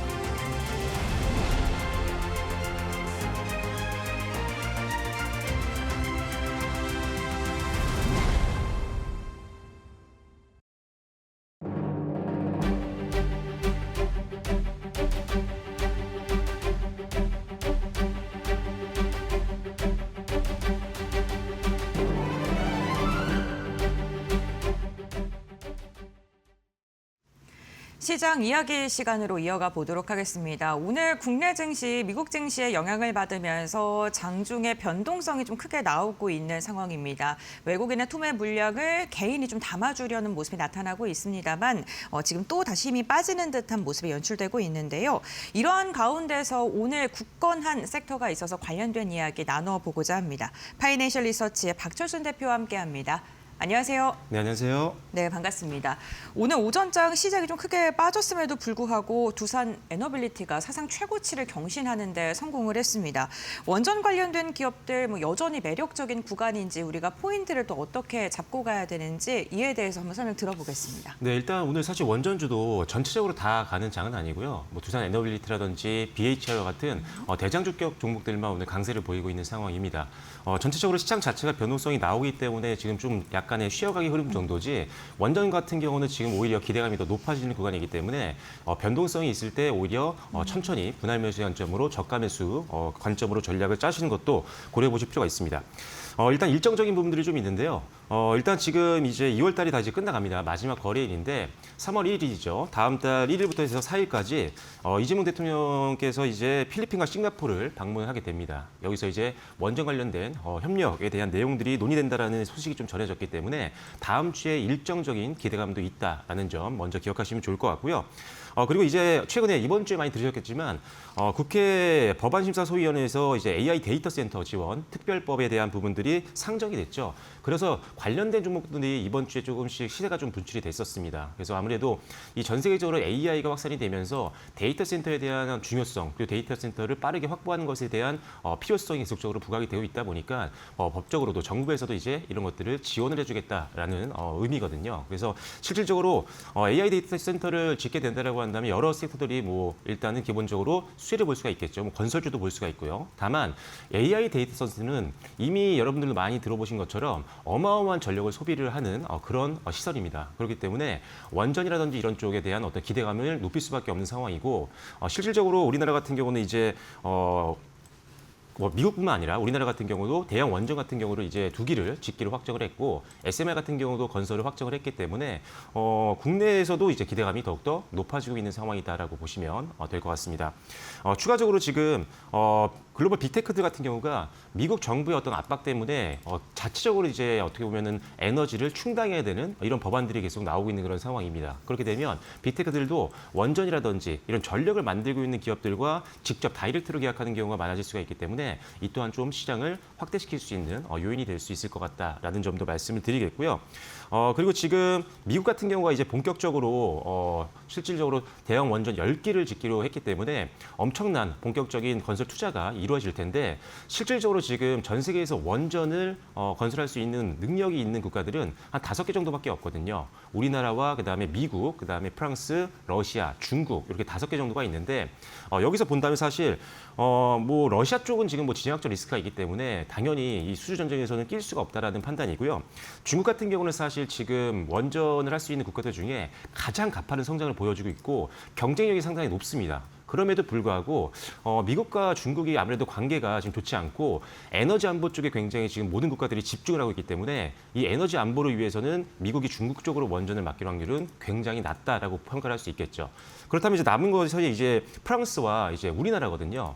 근데 프랑스 같은 경우도 지난번 이제 체코 원전 수주 때 우리나라가 이길 수 있었던 이유가 이 프랑스 자체적으로도 10년 넘게 이제 시공을 했던 경험이 지금 없습니다. 그만큼 지금 굉장히 조금 기술력 측면에서 그리고 납기 일정을 맞출 수 있느냐 이런 여러 가지 측면에서 사실 조금 불안 요소가 좀 있었기 때문에 지난번 체코 원전 수주전에서 밀렸다라고 보시면 될 것 같아요. 그래서 가장 최근에 체코 원전 수주를 했던 우리나라가 현실적으로 봤을 때는 미국 수주를 따낼 확률이 가장 높다라고 보시면 될 것 같습니다. 특히나 이제 미국은 설계에 대한 어떤 노하우들이 있지만 앞서도 여러 번 언급을 드렸지만 함께 이 전체적인 원전을 인프라를 만들 수 있을 만한 기업들이라든지 뭐 기자재 업체들이라든지 이런 기업들이 굉장히 지금 많이 떨어져 있는 상황이기 때문에 그렇다면 당연히 우호적인 국가이기도 하고 최근에 기술력과 신뢰도를 확보했던 우리나라 원전 기업들이 최대 수혜를 볼 수 있기 때문에 원전은 이제 시작입니다. 이제 건설 투자가 본격화되는 시기이기 때문에 역시나 다른 테마들이 좀 이제 시들시들할 때 좀 안정적인 종목을 찾으실 때는 항상 우리가 원전주를 보실 필요가 있다라고 보시면 될 것 같습니다.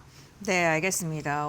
지금 글로벌 시장에서 원전과 관련된 기술력을 갖고 있는 국가가 몇 없는데 그러한 가운데서도 미국과의 관계를 공고히 할 수 있는 나라, 우리나라가 유력하다. 그러면서 세계 시장의 데이터 센터 확산과 함께 원전주 앞으로 지속적으로 볼만하다라고 이야기해 주셨습니다.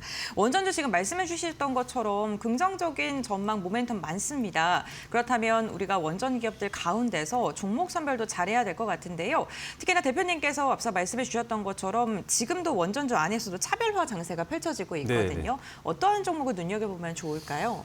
사실 근데 오늘은 네. 원전주들이 대부분 또 두산 에너빌리티 이런 종목 빼고는 밀리고 있는 상황이다 네. 보니까 그동안 올라갔던 종목들 다시 살 수 있는 기회가 좀 왔던 것 같긴 합니다. 그래서 한국전력은 사실 지금 조금 시철법회 이후에 많이 밀리고 있어서 일단 조금 변동성이 완화될 때까지 기다리시면 좋을 것 같고요. 일단 제가 봤을 때 지금 최근에 많이 오르는 동안 못 샀던 종목군들로 본다라고 한다면 일단은 기자재 업체들을 좀 살 필요가 있을 것 같습니다. 뭐 태광이라든지 뭐 성광밴드라든지 이런 종목들은 상대적으로 우리 원전 대형주들 대비했을 때 일단 기본적으로 이 PR이 상당히 낮은 편이거든요. 상대적으로 이제 저평가 매력이 있다는 점이 안정적인 투자를 하기 위해서 상당히 좋은 대안이 될 수 있다라고 보시면 될 것 같고요. 그리고 뭐 우진엔텍이라든지 우진 같은 경우도 최근에 많이 흐름들이 좋았었지만 오늘 좀 빠질 때 천천히 이제 변동성 완화를 지켜보시면서 대응해 보시면 좋겠다라고 말씀드리겠고 S&T 에너지를 제가 최근에 몇 번 언급을 드렸었던 것 같아요. 이 종목은 사실 원전주로도 분류가 되고 있는 상태입니다. 왜냐하면 원전에 들어가는 핵심 보조기기인 복수기라든지 이런 것들을 만들고 있기 때문에 그리고 만들고 기술만 갖고 있는 게 아니라 실질적으로 신한올이라든지 이런 쪽으로 제품을 납품했던 레퍼런스가 있는 기업이어서 실질적으로 원전 테마에 속해 있는 종목이기도 하고요. 거기에 더 기대가 되면 있는 건 뭐냐면 다른 원전주 대비했을 때 압도적인 실적을 갖고 있다는 게 이 회사의 가장 큰 메리트다라고 보시면 될 것 같습니다. 주력 사업이 이제 배열해수 보일러라고 해서 보통 LNG 발전소라든지 발전소와 함께 들어가는 핵심 시설이라고 보시면 되는데 이 배열해수 보일러 같은 경우는 지금 사실 우리나라의 BHI와 우리나라에서는 S&T 에너지가 양대 산맥이라고 보시면 될 것 같고요. 전 세계 시장에서도 글로벌 선도적인 지휘력을 갖고 있기 때문에 수출이라든지 이런 것들도 굉장히 기대감이 높은 기업이라고 보시면 될 것 같습니다. 특히나 매출 같은 경우에 80% 이상을 이 배열해수 보일러가 담당을 하고 있는데 실적을 아마 지금 시간 되시는 분들 보시면 아시겠지만 작년에도 엄청난 실적 성장률을 보여줬습니다. 2024년도 같은 경우에는 기본적으로 한 200억 원대 영업이익을 기록했었는데 작년 2025년도에는 무려 1,000억 원이 넘어갔어요. 그러니까 4배 이상 급증하는 이익률을 보여줬기 때문에 그만큼 지금 기대감만 있는 게 아니라 이미 증익 본격화 단계에 있는 종목이기 때문에 지금처럼 주가가 아직 상반까지 많이 최고가까지 룸이 열려 있는 상태에서는 충분히 매수 관점으로 접근 가능하다라고 보시면 될 것 같습니다. 그래서 6만 원에서 한 6만 5천 원 정도까지 한번 목표가 보시고 한번 매수를 고려해 보시면 좋을 것 같습니다. 네, S&T 에너지 설명을 해주셨고요. 오늘 앵커 브리핑 마켓 에이커 시간을 통해서 아랍에미리트 관련된 이야기 해드렸는데 또 S&T 에너지가 아랍에미리트의 현지 법인을 갖고 있습니다. 이 부분도 함께 참고해 보시면 좋을 것 같고요. 가격적인 전략까지도 이야기를 해주셨는데 현대건설 역시나 최근에 원전 모멘텀 함께 앉으면서 분위기가 굉장히 좋은 모습이 나타나고 있습니다. 오늘까지 무려 6거래일째 상승세를 지속하고 있는 모습인데요.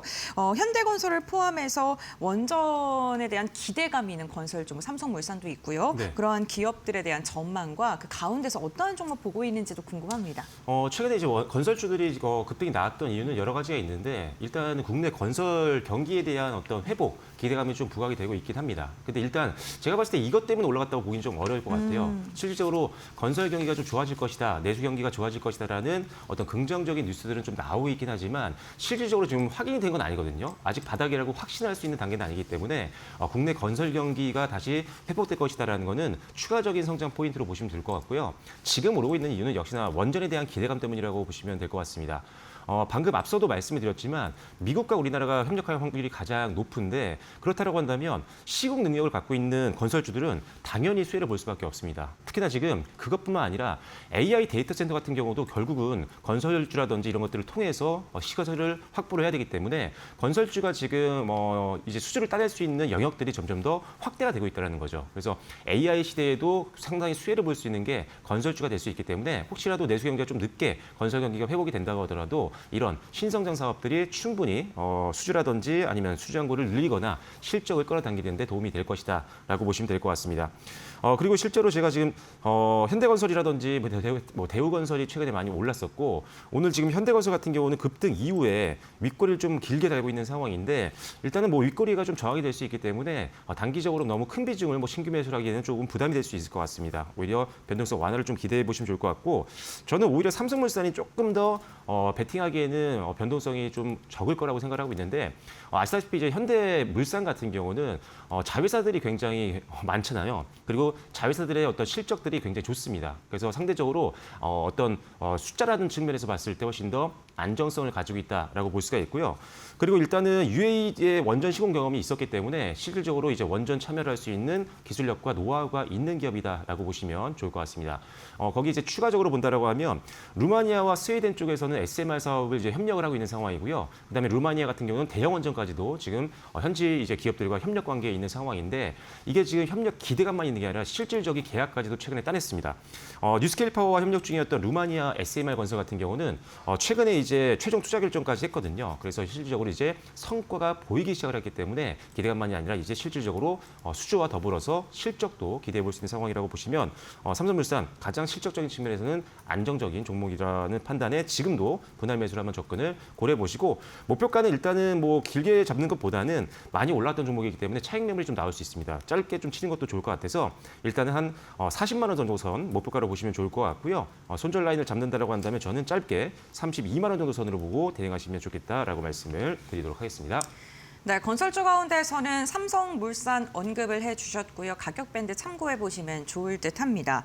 오늘 AI 데이터 센터 하면요, 저희가 건설 관련된 기업들이라던가 여러 가지 떠오를 수 있는데 그 가운데 하나가 전력설비 그리고 전선 관련된 기업들도 있습니다. 전선 전력설비 기업들도 오늘 섹터 안에서 좀 순환매가 돌고 있는 듯한 모습인데 대원전선 6%가량 상승하고 있고요.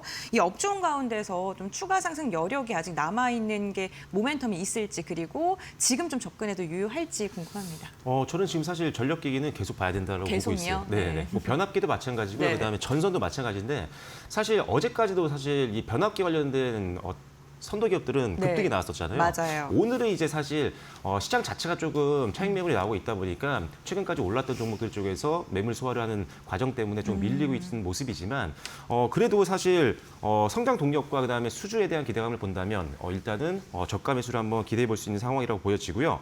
전선 같은 경우가 오히려 오늘 섹터 내에서 순환매가 돌면서 오늘 반등이 좀 나와주고 있는 모습입니다.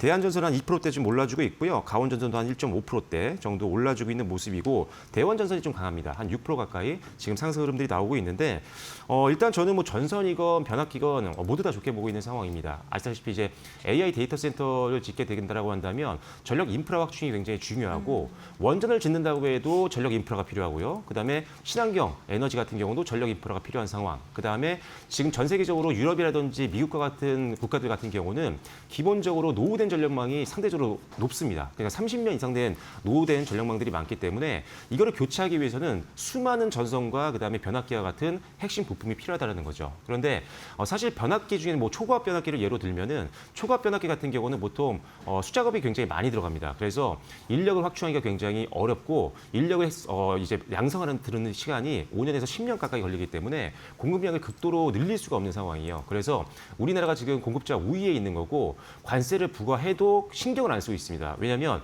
고객사들이 지금 달라고 지금 계속 요청을 하고 있는 상황이다 보니까 관세가 붙더라도 오히려 관세를 계약서상으로 고객사에게 전가를 할 수 있다는 거죠. 실질적으로 현대 일렉트릭 같은 경우도 올해부터 시작해서 전부 다 이제 고객사 쪽으로 관세 부담을 전가하는 계약으로 바꾼다라고 언급을 했었고 나머지 기업들도 마찬가지입니다. 그래서 관세 우려도 없다라는 판단 때문에 일단 기대해 보시면 좋을 것 같고 그리고 지금 빅3 업체 같은 경우가 지난해 말부터 시작해서 최근까지 수주가 계속 들어왔었거든요. 조 단위 수주가 지금 들어왔었고 실질적으로 지금 빅3의 수주 잔액이 올해 한 40조 원을 넘어설 걸로 보고 있습니다. 그렇다면 실적 기대감이 굉장히 높다라는 건데 그렇다면 역시나 아직도 상승할 수 있는 룸은 반도체처럼 굉장히 많이 열려 있다라고 보여지는 거고 눌림이 나왔을 때라면 더 편하게 들어갈 수 있는 기회다라고 보시는 게 맞다라는 판단입니다. 네, 전선 전력 설비 지속적으로 볼만하다라고 이야기를 해주셨고 오히려 조정 매수의 기회로 삼아야 된다라고 이야기해 주셨습니다. 전선과 전력 설비 그렇다면 대표님 보시기에 지금 접근 가능한 또 가장 매력적인 종목 어떤 게 있을까요? 오늘 상대적으로는 좀 덜 밀리는 종목인데요. 좀 무거운 종목이긴 합니다. LS입니다. LS는 이제 아시다시피 LS 일렉트릭도 가지고 있죠. 네. 변압기도 만들 수 있고 그다음에 LS 이제 전선도 갖고 있기 때문에 뭐 전선 관련된 종목으로도 분류가 됩니다. 그만큼 핵심적인 자회사를 다 가지고 있는데 역시나 앞서 말씀드린 것처럼 이 전선 쪽 사업부와 그다음에 변압기 사업부가 안정적인 캐시카우 역할을 해줄 수 있다라는 점을 기대해 보시면 좋을 것 같고요. 특히나 이제 북미와 유럽 쪽에서 이제 초고압 변압기 매출이 굉장히 높아지고 있습니다. 지금 수요는 많은데 생산량이 워낙 적기 때문에 지금 마진율이 계속 높아지고 있는 거거든요. 예시로 들어서 반도체의 DRAM이라든지 이런 것들이 가격이 올라갔던 거와 비슷한 상황이라고 보시면 될 것 같습니다. 그래서 일단 자회사, 핵심 자회사들이 실적이 계속 늘 걸로 보이는 상황이고요. 배터리 소재 쪽에서도 이제 신성장 기대감이 있는데 일단은 전고체 생산까지 해서 일단은 종합적인 어떤 제품 생산할 수 있는 일괄 체계를 갖출 걸로 예상하고 있습니다. 그래서 이 부분이 지금 주가에 영향을 크게 주지는 않겠지만 중장기 성장 동력이 될 수 있다. 그리고 2차 전지도 천천히 지금 시장에서 부각이 되고 있는 섹터이기 때문에 그 부분으로도 움직일 수 있는 상황이 된다라고 보시면 될 것 같고요. 올해 실적이 영업이익 같은 경우가 제품이라든지 자회사 실적 호조로 인해서 큰 폭으로 성장할 걸로 예상하고 있습니다. 보수적으로는 한 35%에서 영업이익이 보수적으로는 35%에서 한 40%까지 급성장할 것으로 예상이 되는 게 바로 2026년도 올해이기 때문에 실적 전망치를 보더라도 충분히 매수를 할 수 있다라고 보시면 될 것 같고요. 하나 더 말씀드리면 정부의 이제 정책적인 분들이 많이 나오고 있죠. 뭐 3차 상법 개정안이라든지 주가 누르기 방지법이라든지 여러 가지 주가에 도움이 될 수 있는 부양책들이 많이 나오고 있는데 지금 LS 같은 경우는 자회사 중복 상장도 안 하겠다. 그다음에 대규모 주주환원 정책을 하겠다라고 이미 발표를 한 기업입니다. 적극적인 그런 주주환원 정책에 대해서 앞서 나가고 있는 기업이기 때문에 이런 부분들이 테마가 형성될 때도 올라갈 수 있는 종목이다라는 점도 기억해 주시면 좋을 것 같습니다. 네, 알겠습니다. 전력기기 관련돼서는 LS 언급을 해주셨고요. 무거운 종목이긴 합니다만 그래도 올해 실적 성장에 대한 기대감 언급해 주셨습니다. 오늘 저희가 AI의 훈풍을 타고 더 상승할 수 있는 섹터들을 함께 살펴봤는데 대표님 정말 간략하게 여쭤볼게요. 네. 오늘은 또 철강 기업들이 기대감이 오르거든요. 철강주를 좀 어떻게 보세요? 철강도 마찬가지입니다. 결과적으로 지금 반도체라든지 뭐 지금 AI 관련된 종목들을 보면은 뭐 구리라든지 이런 철강들이 네. 정말 어마어마하게 지금 필요한 상황이거든요. 그렇다 보니까 이제 철강이라든지 이런 관련된 금속 기업들도 사실 원재료에 대한 수급만 확실하다고 한다면 충분히 마진을 끌어당길 수 있는 구간이거든요. 그래서 네. 이왕이면은 조금 더 원재료 확보에 적극적인 기업들을 위주로 선별적인 투자를 하신다면 지금 충분히 매수 관점에서 접근 가능하다라고 말씀드리겠습니다. 네, 알겠습니다. 오늘 박철순 대표와 함께 AI 시장에 대한 성장성, 지금 변동성이 나오고 있는 가운데서도 원전이라던가 전력 설비 기업들은 중장기적으로 좀 볼만하다라고 이야기해 주셨고 관련돼서 종목과 가격 전략까지 제시해 주셨으니까요. 투자 전략 세우시는데 참고해 보시면 좋을 것 같습니다. 오늘 대표님과의 말씀 여기까지 듣겠습니다. 고맙습니다.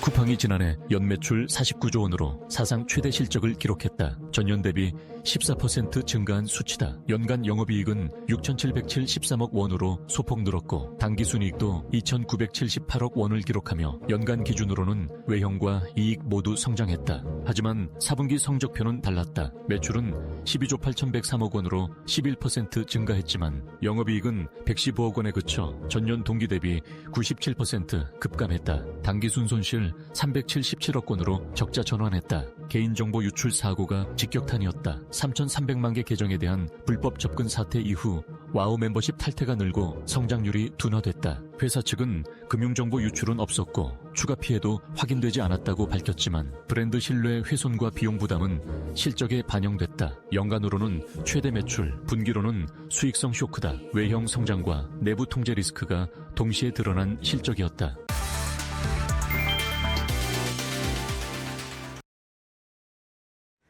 네, 2월의 마지막 거래일 장마감 동시효과 구간에 들어와 있습니다. 라스트 찬스로 이어가 볼 거고요. 메리츠증권 도곡 WM센터 김경국 차장 모셨습니다. 어서 오세요. 네, 안녕하세요. 네, 오늘 코스피 장중에 변동폭이 꽤 컸습니다. 이번 주에도 시장이 다이나믹했었는데 오늘 시장 정리하면서 분석 도와주신다면요. 네, 2월 달 굉장히 좀 좋은 흐름을 계속해서 좀 이어가면서 마무리가 될 것 같은데 사실 이제 전일 엔비디아 실적 발표와 관련해서 일단 미국의 이제 빅테크들이 좋지 않은 흐름을 좀 보여줬기 때문에 국내 증시도 아침에 이제 저가로 시작하는 그런 모습을 보여줬습니다. 근데 사실 이런 빅테크들에 대한 시장의 우려, 그러니까 AI, 하이퍼스케일러 관련된 이슈가 계속해서 좀 시장을 좀 누르는 요인으로 작용을 하고 있는데 이런 빅테크들이 대규모 AI에 관련된 투자가 계속해서 좀 진행되고 있고 매출 인식 시점에 대한 우려가 계속해서 좀 있는 것으로 보입니다. 반면에 레거시 D램이나 낸드 가격이 급등하고 있는 상황에서 이쪽에 좀 주력을 하고 있는 업체들, 그러니까 하이닉스, 삼성전자, 그리고 이제 미국엔 마이크론과 샌디스크 같은 종목들은 여전히 좀 좋은 흐름을 계속해서 좀 이어가고 있다. 역설적으로 AI 투자와 관련된 업체들은 상대적으로 좋지 않은 흐름, 그러니까 마진이 좀 축소되는 흐름이 나올 가능성이 매우 높고요. 그리고 또 상대적으로는 레거시 D램 가격이 계속해서 좀 올라가면서 이런 것들을 좀 주축으로 하는 업체들은 상대적으로 좀 좋은 실적이 기대되고 있는 상황이다. 그렇게 좀 말씀드리고 싶습니다. 그래서 결국에는 국내 증시의 두 축인 삼성전자, 하이닉스가 이번 연도 예상되는 이익 전망치를 계속해서 좀 높여가고 있는 상황이기 때문에 1분기, 2분기, 3분기로 갈수록 실적에 대한 기대치가 계속해서 높아질 가능성이 높다. 그렇게 좀 보고 있고요. 오늘 특히 유독 좀 시장에서 좀 눈에 띄었던 부분은 현대차가 CS 이후에 이제 휴머노이드 모멘텀을 좀 어느 정도 주가에 반영하고 좀 쉬어가는 국면을 한 달 정도 가지다가 이번 주 상당히 좀 좋은 모습 보여주면서 오늘 급등하는 모습 보여줬는데 현대차는 여전히 주가 릴레이팅 과정에 본격적으로 진입을 했다 그렇게 좀 보고 있습니다. 네. 그래서 현대차는 일단 3월 개발자 포럼에서 이제 스마트카 전략과 데이터 센터의 운영 계획에 대한 부분이 시장에 부각될 가능성이 여전히 높다 그렇게 좀 보고 있고 피지컬 AI의 주던 핵심 요소가 사실은 자율적으로 이동할 수 있는 능력 그리고 정밀로 제어할 수 있는 능력 두 가지인데 테슬라는 이거를 계속해서 학습시키면서 구현해 나가고 있는 상황이고요.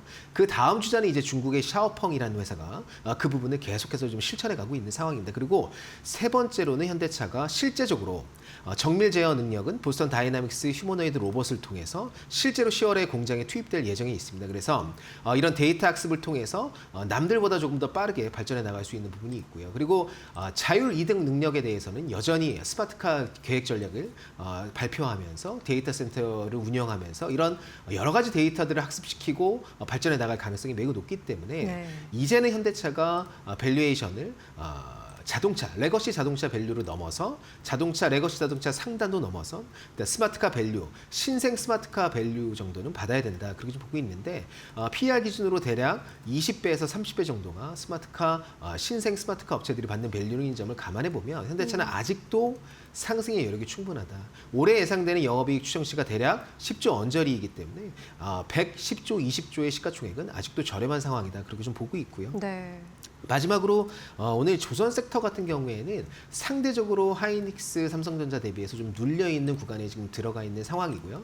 하지만 조선 섹터는 상반기 3월, 4월을 기점으로 한번 도약의 발판을 마련할 것으로 보고 있는데 그 이슈는 미국이 27년도 예산안에 대한 계획을 3월, 늦어도 4월에는 발표할 것으로 보고 있습니다.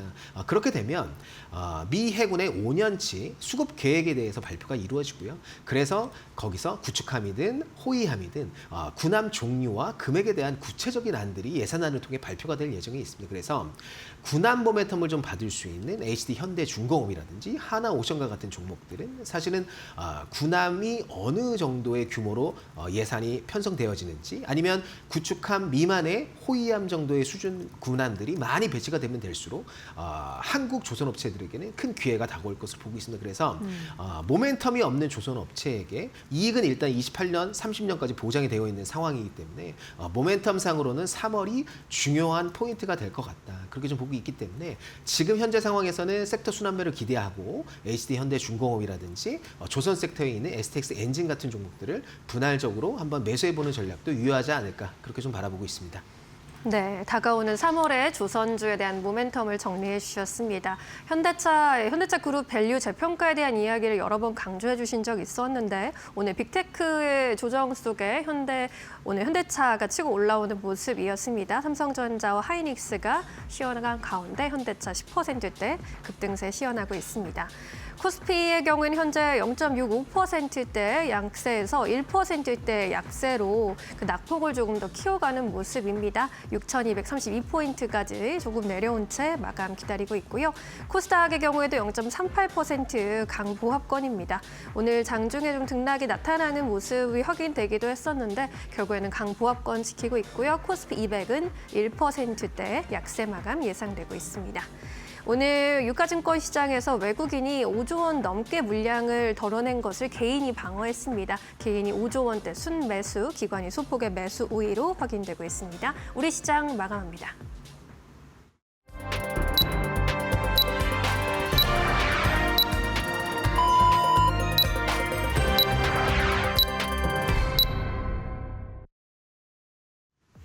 네, 2월 마지막 거래일도 이렇게 마무리가 됐습니다. 오늘 국내 증시는 장중의 변동성이 굉장히 컸었는데요. 오전장에 크게 하락을 하면서 출발했던 우리 시장이 오후장에 반등하면서 다시금 사상 최고치를 경신하는 듯한 모습이 나오다가 막판으로 갈수록 외국인의 매물 출회가 거세지면서 다시금 빠지는 모습이 나타났습니다. 굉장히 어지러웠던 시장인데 그러한 시장 속에서도 어떠한 종목이 좀 특징적인 움직임을 보여줬는지 지금 바로 알아보도록 하겠습니다. 오늘 우리 시장에서 큰 변동성이 나타났었는데요. 엔비디아가 미증시에서 크게 빠지면서 이에 대한 영향으로 반도체 기업들의 힘이 빠졌다는 게 특징적입니다. 특히나 동시호가 상황 속에 반도체 투톱의 매도 물량이 거세게 나오면서요. 하이닉스가 3%가량, 삼성전자도 상승 시도했지만 결국에는 소폭의 하락으로 종가를 체결했습니다. 이뿐만 아니라 오늘 SK 스퀘어, SK 하이닉스와 함께 연동돼서 움직였던 기업들 역시나 보다 힘을 못 쓰는 모습이었고요. MLCC 쪽에서도 삼성전기가 그동안 강한 시세가 나왔었는데 오늘은 3% 이상 빠지면서 종가를 체결했습니다. 이러한 시장 속에서도 2차 전지 기업들은 견조했습니다. 삼성 SDI가 3%가 넘는 상승세가 나온 것도 특징적이었습니다. 오늘 금융업 전반적으로 쉬어가는 모습이었는데요. KB금융지주, 미래에셋증권, 하나금융지주까지 은행과 증권 관련된 기업들 전반적으로 매도 물량이 거세게 나왔습니다. 오늘 원전 관련된 기업들의 움직임은 일부 종목을 중심으로는 강한 시세가 나왔는데 두산 에너빌리티가 2.4%가량 상승하면서 지수 대비에도 견조한 움직임이 특징적이었고요. 역시나 시장에 대한 성장 기대감이 두산 에너빌리티로 좀 이어진 것으로 보입니다. 방산 관련된 기업들은 UAE와의 협력 소식이 전해지면서 오늘 시장 대비 아웃퍼폼하는 모습이었습니다. 현대, 롯데미 4%가량 상승했고요. 반도체 기업들 전반적으로 쉬어가는 가운데서 오늘 TC본도 관련 기업인 한미반도체는요, 강한 시세가 나왔습니다. 무려 17%가량의 시세가 나오면서 오늘 시장에서 큰 주목을 받았고요. 글로벌 기업과의 공급 계약 소식이 전해지면서 기대감은 더 커지고 있는 듯한 모습입니다. 오늘 현대자동차도 무려 10%가량 상승하면서 우리 시장의 하단을 좀 지지하는 역할을 했는데요. 새만금의 대규모의 투자를 한다는 소식이 더해지면서 AI, 로봇 관련된 수소까지도 모멘텀 엮였고요. 관련된 사업 영위하는 기업들도 고른 상승세가 나오는 게 특징적이었습니다. 다음으로는 코스닥 함께 살펴보겠습니다. 오늘 코스닥 같은 경우에는요, 유가증권 시장보다는 그래도 변동성이 다소 좀 적은 모습이었는데 특히나 제약바이오 기업들이 반도체가 쉬어가니까 상승하는 모습이 나왔습니다. 알테오젠이 1%가량 상승했고요. 특히나 삼천당제약 지난 거래일에 이어서 오늘까지도 강한 시세 나왔습니다. 8%가량 상승이고요.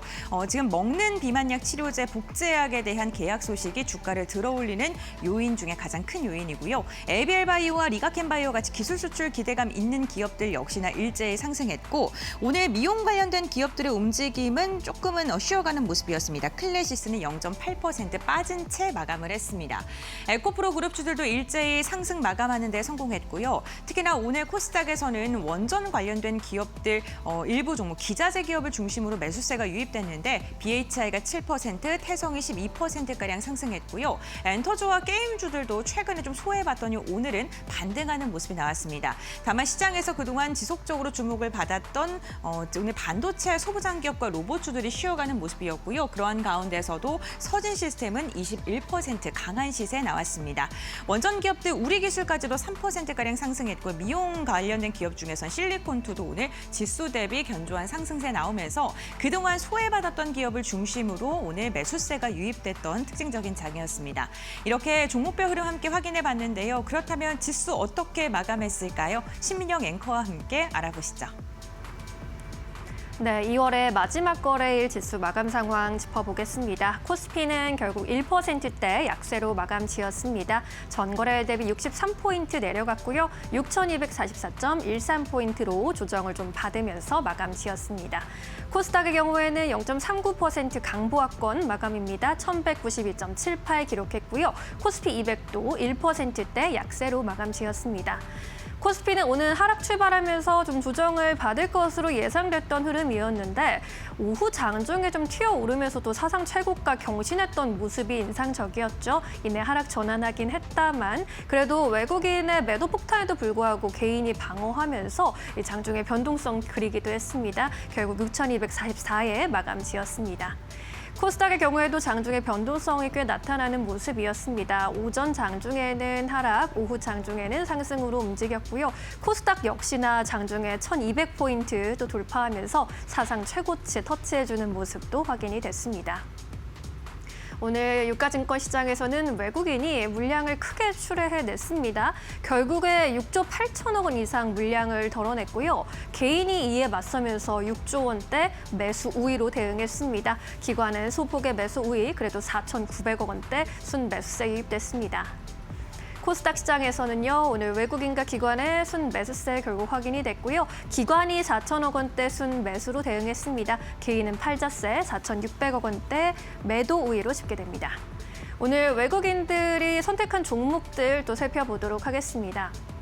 1위는 LG화학 올라왔습니다. 오늘로 4거래일 연속 상승세인데 이제 석유화학 산업재편에 대한 기대감 그리고 3차 상법 개정에 따른 수혜주로 연일 거론이 되면서 상승 흐름 이어갔고요. 현대, 로템 그리고 하나 에어로스페이스 등의 방산주도 상승 흐름이 나타났죠. 아랍에미리트와 우리 정부와의 계약 체결 소식 여기에 더해서 또 지정학적 리스크 불거지면서 동반 강세 흐름 이어갔습니다. HD현대중공업의 경우에는 아시아사의 선사와 새로운 계약 체결 소식을 전하면서 주목을 받았고요. 현대제철 같은 종목들도 동반 강세 흐름으로 외국인의 선택을 받았습니다. 코스닥에서는 삼천당 제약 어제 이제 상한가로 마감 지었는데 오늘도 또 급등한 흐름 인상적이었고요. 태성과 SNS텍 같은 유리기판이나 반도체 쪽도 분위기 괜찮았습니다. 클로봇 그리고 레인보우 로보틱스도 외국인의 선택을 받았습니다. 오늘 현대제철의 경우에는 장중에 튀어오르는 흐름이 또 나타나기도 했는데요. 이제 철강사들도 AI 수혜주로 거론이 되고 있죠. 데이터 센터 향으로 또 수급이 나타나고 있기 때문인데 장중에 54,400원까지 고점을 터치하기도 했습니다. 결국 20% 가까운 급등세 연출하면서 46,500원의 종가를 체결했습니다. 오늘 기관이 선택한 종목들입니다. SK하이닉스 역시나 리스트에 올라왔고요. LG화학 외국인과 기관의 선택을 동시에 받아갔습니다. 삼성 SDI와 같은 대표적인 2차 전지 종목들 최근 기관의 수급 꾸준히 유입되고 있습니다. 카카오의 경우에도 어제에 이어서 오늘까지 외국인과 기관의 수급이 좀 들어오는 분위기였고요. 기관이 또 한국항공우주를 방산주 안에서 선택하는 모습도 나타났습니다. 코스닥 아래서 엔터주, YG엔터테인먼트 주목받았고요. 바이오 종목들 연일 기관의 선택을 받고 있습니다. 에이빌바이오, 인벤티지랩, 오름테라퓨틱, D&D 파마텍까지 오늘 리스트에 올라왔고요. D&D 파마텍의 경우에는 메쉬 치료제 관련해서 기술 이전 기대감 연일 주목받고 있습니다. YG엔터테인먼트 살펴보도록 하겠습니다. 오늘 장중의 주가는 양호하게 흘러갔습니다. 오후 장중에 77,600원까지 고점 터치하기도 했고요. 플러스로 마감을 지었는데 다만 복수의 증권가에서 목표 주가 하향 리포트가 나왔습니다. 실적 추정치를 하향 조정했기 때문인데 블랙핑크의 추가적인 콘서트에 대한 불확실성이 해소되어야 하고 또 빅뱅의 활동 여부도 확정이 되어야 다시금 추정치를 끌어올릴 수 있다라는 가정이었습니다. 앞으로의 흐름 살펴보셔야 될 것 같고요. 3.7% 강세로 74,000원에 마감 지었습니다. 이어서 오늘 이렇게 수급 특징주들 짚어봤고요. 시장의 세 가지 포인트는 고은별 앵커와 함께 확인해 보시죠. 파이널 포인트 세 가지 알아보도록 하겠습니다. 오늘 첫 번째 포인트는요. 장중 극심했던 지수의 변동성 함께 알아보겠습니다. 오늘 유가증권 시장이 6,200선에서 등락을 좀 지속적으로 거듭하는 모습이 나타났습니다. 장중에 6,100선까지 밀리던 유가증권 시장 개인의 매수세가 강력하게 들어오면서 결국에는 오후장 사상 최고치를 경신하는 모습도 나왔는데요. 6,340포인트를 돌파하기도 했습니다. 하지만 장 막판에 들어갈수록 기관의 매수 물량이 줄어들고 외국인의 물량이 더 늘어나면서 결국에는 1%가량 빠진 채 다소 아쉬운 흐름을 보이면서 종가가 체결이 됐는데요. 외국인이 현물 시장, 유가증권 시장에서 5조 이상의 매물을 출회했고요. 선물 시장에서도 8천억 원가량의 매도 물량이 나오면서 현선물 시장에서 물량을 빼는 모습이 나타났습니다. 개인의 매수세에도 불구하고 시장이 하방 압력을 받은 건데요. 미국 증시에서 엔비디아의 실적이 잘 나왔는데 기대감보다도 높았던 실적이었지만 시장에서는 더 큰 기대를 했나 봅니다. 실망감이 나오면서 5%가량 밀렸었고 이에 대한 영향 국내 증시 반도체 투톱으로 이어지면서 결국에는 시장은 반락한 채 마감을 했습니다. 두 번째 포인트 함께 살펴보겠습니다. 이러한 시장 가운데서도 오늘 우리 지수의 하단을 지지해줬던 건 현대차인데요. 현대차가 결국에는 두 자릿대 강세를 보이면서 종가를 체결하는 데 성공했죠. 새만금의 9조 원가량의 투자 계획안을 공개를 했는데 AI 데이터 센터, 로봇, 수소 그리고 태양광까지 다양한 인프라 시설을 구축하겠다는 계획을 내놓았습니다.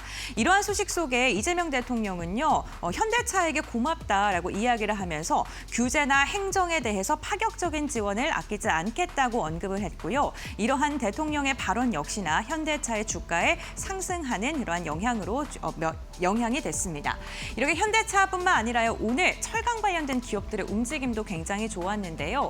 철강 관련된 기업들이 AI 데이터 센터가 급증을 하게 됐을 때 이로 인한 수혜를 받을 수 있다라는 분석이 더해지면서 오늘 강력한 시세가 나왔습니다. 고강도의 강재나 현강 그리고 강관 수요가 동시에 확대될 수 있는 구조인데 철강 기업들의 주가가 현재 구간 굉장히 매력적이다라는 평가가 나온 건데요. 이러한 AI 데이터 센터가 증가했을 때 송전망도 더 인프라가 확충될 수밖에 없고 풍력이나 태양광 역시나 증가할 수밖에 없는데 이런 게 증가되더라도 철강은 필수적으로 사용된다라는 분석까지 더해지고 있습니다. 여기에다가 현대제철은 탄소를 20%가량 절감한 강판을 양산하겠다라는 계획까지 내놓으면서 이러한 소식 쪽에 복합적으로 작용했고요. 오늘 철강 관련된 기업들 시장 대비 굉장히 좋은 퍼포먼스를 냈다는 점도 참고해 보시면 좋을 것 같습니다. 반도체가 오늘 조금 주춤하니까요. 그 AI에 대한 섹터 안에서도 다양한 종목군들이 순환매를 돌면서 새로운 또 시세를 내뿜는 장세가 펼쳐지고 있습니다. 2월 마지막 거래일 다소 아쉬웠던 시장이었지만 이럴수록 우리가 3월장에도 시세를 이어갈 수 있을 그러한 종목과 전략을 세우는 게 무엇보다 중요할 것 같은데요. 그렇다면 3월달 전략은 어떻게 세워야 될까요? 지금 바로 알아보시죠. 네, 2월의 마지막 거래일 이렇게 종료가 됐습니다. 2월 전체적으로 놓고 봤을 때 정말 역대급 불장이었는데 이제 3월로 접어들게 됩니다. 1분기 막바지이자 또 새 봄으로 접어드는 3월 어떤 전략 유효할지 함께 이야기 나눠보겠습니다. 차장님께서는 다음 주 포인트 어떻게 보고 계실까요? 네, 일단 다음 주도 견조한 상승세로 좀 이어가지 않을까 그렇게 좀 보고 있고요. 국내 증시가 1월 달, 2월 달 굉장히 큰 폭의 상승을 했음에도 불구하고 여전히 삼성전자 하이닉스의 이익 전망치가 계속해서 좀 높아지고 있는 상황에서 코스피 자체적인 밸류에이션은 타 선진 증시에 대비해서 여전히 좀 저평가 국면에 진입이 되어 있는 것이 맞다. 그렇게 좀 보고 있고요. 추가 상승의 여력이 향후에도 좀 더 있을 가능성이 높고 삼성전자 하이닉스가 사실은 이제 어쨌든 기술적인 과매수권에 계속 진입이 되어 있는 상황이기 때문에 부담이 되는 자리는 맞습니다. 그래서 상대적으로 덜 오른 섹터, 기존의 주력 섹터로의 순환매를 3월에는 좀 기대해 볼 수 있지 않을까 그렇게 보고 있는데 오늘 특히 이제 방산 쪽의 흐름이 좀 좋아지는 모습 보여줬는데 특히 현대로템 같은 경우에는 4분기 시장에 형성되었던 이제 컨센서스보다는 조금 낮은 실적을 시현하면서 수급의 동력을 좀 잃어가는 그런 모습을 계속해서 좀 보여줬는데 그 이유는 사실 폴란드향 K2 전차 관련된 1차 계약분이 마무리되는 시즌이 이제 4분기에 겹치면서 어느 정도 이연의 효과, 그러니까 2월 되는 과정에서 일시적인 공백 효과가 발생하면서 실적이 조금 슬로우해지는 그런 모습 보여줬습니다. 하지만 26년도 1분기부터는 다시 폴란드 2차 수주에 대한 계약분이 인도가 되면서 이런 부분이 반영이 되고 그동안 해외 방산 같은 경우에는 이제 OPM이 굉장히 좋은 것으로 알려져 있는데 이런 부분이 여전히 수출 방산은 견조한 흐름을 이어갈 가능성이 높고요. 특히 1분기에는 페루 수주 그리고 2분기에는 이라크 수주가 좀 기대되고 있는 상황이다. 그래서 현대로템은 여전히 방산 쪽 수주 모멘텀을 확실히 좀 가지고 있는 회사이기 때문에 좋은 흐름을 이어갈 가능성이 높다. 방산 섹터 안에는 하나에어로와 마찬가지로 탑2의 흐름을 잘 지켜보시면 좋을 것 같고요. 두 번째 두산 피어셀 좀 말씀드리고 싶은데 이 종목 제가 꾸준하게 몇 번 정도 말씀드렸는데 두산 피어셀 같은 경우에는 여전히 이제 실적 부분은 좀 어려운 상황입니다. 하지만 SOFC 사업, 연료전지 사업과 관련된 양산 준비가 이제 마무리되고 양산이 이제 가동이 된 상황입니다. 그리고 단기적으로 가장 중요한 포인트는 일단 빅테크 향으로 계속 이야기가 되고 있는 PAFC 수주 관련된 모멘텀인데요. 이런 부분이 만약에 실제로 PO를 받아낸다면, 프로덕트 오더를 받아낸다면 사실 굉장히 큰 리레이팅이 일어날 요소가 있다. 그렇게 좀 보고 있고 올해까지는 실적이 적자가 연속될 것으로 보고 있지만 27년도 예상되는 영업이익 충치가 대략 240억 원으로 턴어라운드가 발생할 것으로 보이고 있거든요. 그래서 실제로 두산 피어셀이 연료전지로 수익을 내는 구간에 27년에 접어들게 되고 이것을 미리 땡겨서 밸류에이션 해준다면 여전히 두산 피어셀의 가치는 저평가되어 있다. 그렇게 좀 바라보고 있습니다. 알겠습니다. 수주 모멘텀이 강한 종목들, 저평가 영역에 있는 종목들 잘 살펴보시면 좋을 것 같습니다. 다음 주에 그렇다면 주목해 볼 만한 종목을 좀 짚어주시면 좋을 것 같은데 차장님은 어떤 종목 보고 계세요? 네, 오늘 이스페타시스라는 종목 가져와 봤는데 네. 계속해서 몇 번 정도 좀 추천을 드렸던 것 같고 두산이 이제 두산전자를 가지고 있고요. 그리고 엔비디아 밸류체인 안에 있는 국내 업체들이 그렇게 많이 있는 상황은 아닌데 이스페타시스는 엔비디아의 직납 그리고 구글 모멘텀도 받을 수 있는 회사이다. 그래서 오늘 추천을 드리려고 갖고 왔고 4분기 실적이 조금 저조했습니다. 동사도 마찬가지로 아까 두산 피올스의 저기 현대로템과 마찬가지로 네. 일단 매출 인식 시점이 이연이 됐습니다. 그래서 고객 수령으로 이제 바뀌면서 매출 200억 정도가 1월로 이연이 되는 모습이 나오면서 4분기 시장의 기대치보다는 조금 낮은 실적을 일단 시현했고요. 그리고 4분기 연말 성과급 지급되는 부분이 있었고 계속해서 5공장 증설과 관련된 일회성 비용이 발생하면서 4분기 좀 좋지 않은 흐름을 보여줬고 또 MSCI 지수 편입을 실패하면서 수급적으로 좀 이탈하는 흐름이 나오면서 좀 좋지 않은 흐름을 보이다가 일단 최근에 반등의 트리거를 가지고 다시 한번 올려붙는 모습을 보여주고 있는데 이 흐름이 당분간은 지속될 가능성이 높다. 그렇게 보고 있는 이유는 일단은 주력 고객사인 엔비디아 향으로 들어가는 AI 가속기에 들어가는 MLB는 여전히 견조한 상황이고 일단은 자리매김을 한 것으로 보고 있습니다. 그리고 엔비디아 말고 신규로 구글 모멘텀, 그러니까 구글 향으로 들어가는 구글 TPU에 들어가는 모멘텀인데 사실 8세대 설계가 변경되면서 시장에 우려가 좀 있었습니다. 이스페타시스가 추구하는 공법이 적용되지 않아서 이스페타시스가 벤더에 탈락할 수도 있다는 시장의 우려가 있었는데 네. 이것은 시장이 이스페타시스가 자세히 설명을 하면서 어느 정도 해소가 된 상황이고요. 26년 하반기에 구글향으로 구글 8세대 TPU에 동사의 고다층 기판이 적용될 것으로 보이고 있습니다. 그래서 하반기에는 이런 부분이 충분히 반영될 가능성이 높다. 그렇게 좀 보고 있고요. 그리고 네트워크 장비에서도 역시 이스페타시스가 독점적으로 MLB를 공급하고 있기 때문에 이런 부분의 수혜를 계속해서 받는다면 사실 MLB와 HDR을 결합한 하이브리드 기판 양산이 동사의 매출 비중에서 대략 50% 이상을 차지할 것으로 궁극적으로는 보고 있습니다. 그래서 여전히 이스페타시스는 좋은 내러티브를 가지고 AI 밸류체인 하단에서 사실은 엔비디아와 구글이라는 큰 고객사를 가지고 직납을 하는 메리트, 그러니까 밸류에이션을 상당히 좀 고평가받을 수 있는 메리트를 가지고 있다. 그렇게 좀 보고 있습니다. 그래서 여전히 엔비디아가 최근 아까 서두에 말씀드렸다시피 좋은 실적을 발표했음에도 불구하고 차익 실험 매물이 나왔지만 여전히 GPU에 대한 수요는 견조하고 AI에 관련된 내러티브도 견조하기 때문에 엔비디아는 다시 한번 지난번 고점을 벗겨서 상승세를 이어갈 것으로 보고 있고요. 국내에서는 두산과 이스페타시스가 좋은 흐름을 이어갈 가능성이 높기 때문에 최근에 많이 올랐지만 현재가 매수 추천드리도록 하고요. 그리고 목표가는 16만 원, 그리고 손절 라인은 9만 원 정도로 잡아도록 하겠습니다. 네, 이스페타시스 목표가 16만 원으로 제시해 주셨습니다. 여전히 AI 밸류체인에 대한 밝은 전망 주셨고요. 다음 주 시장 한마디 또 간략하게 주신다면요. 네, 다음 주는 섹터 순환매를 기대해보자. 이렇게 짧게 말씀드리도록 하겠습니다. 네, 섹터 순환매 또 고른 상승 기대해 보도록 하겠습니다. 오늘 여기까지 들어야겠네요. 고맙습니다. 감사합니다.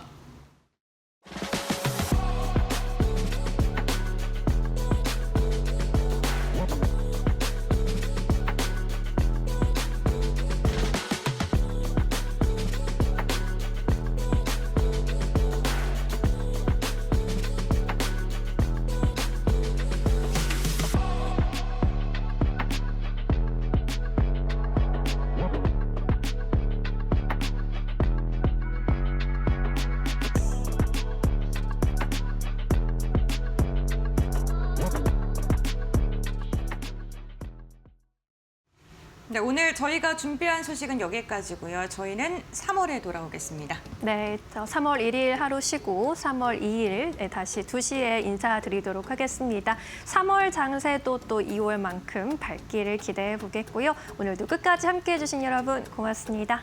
마감을 언제나 파이널 샷!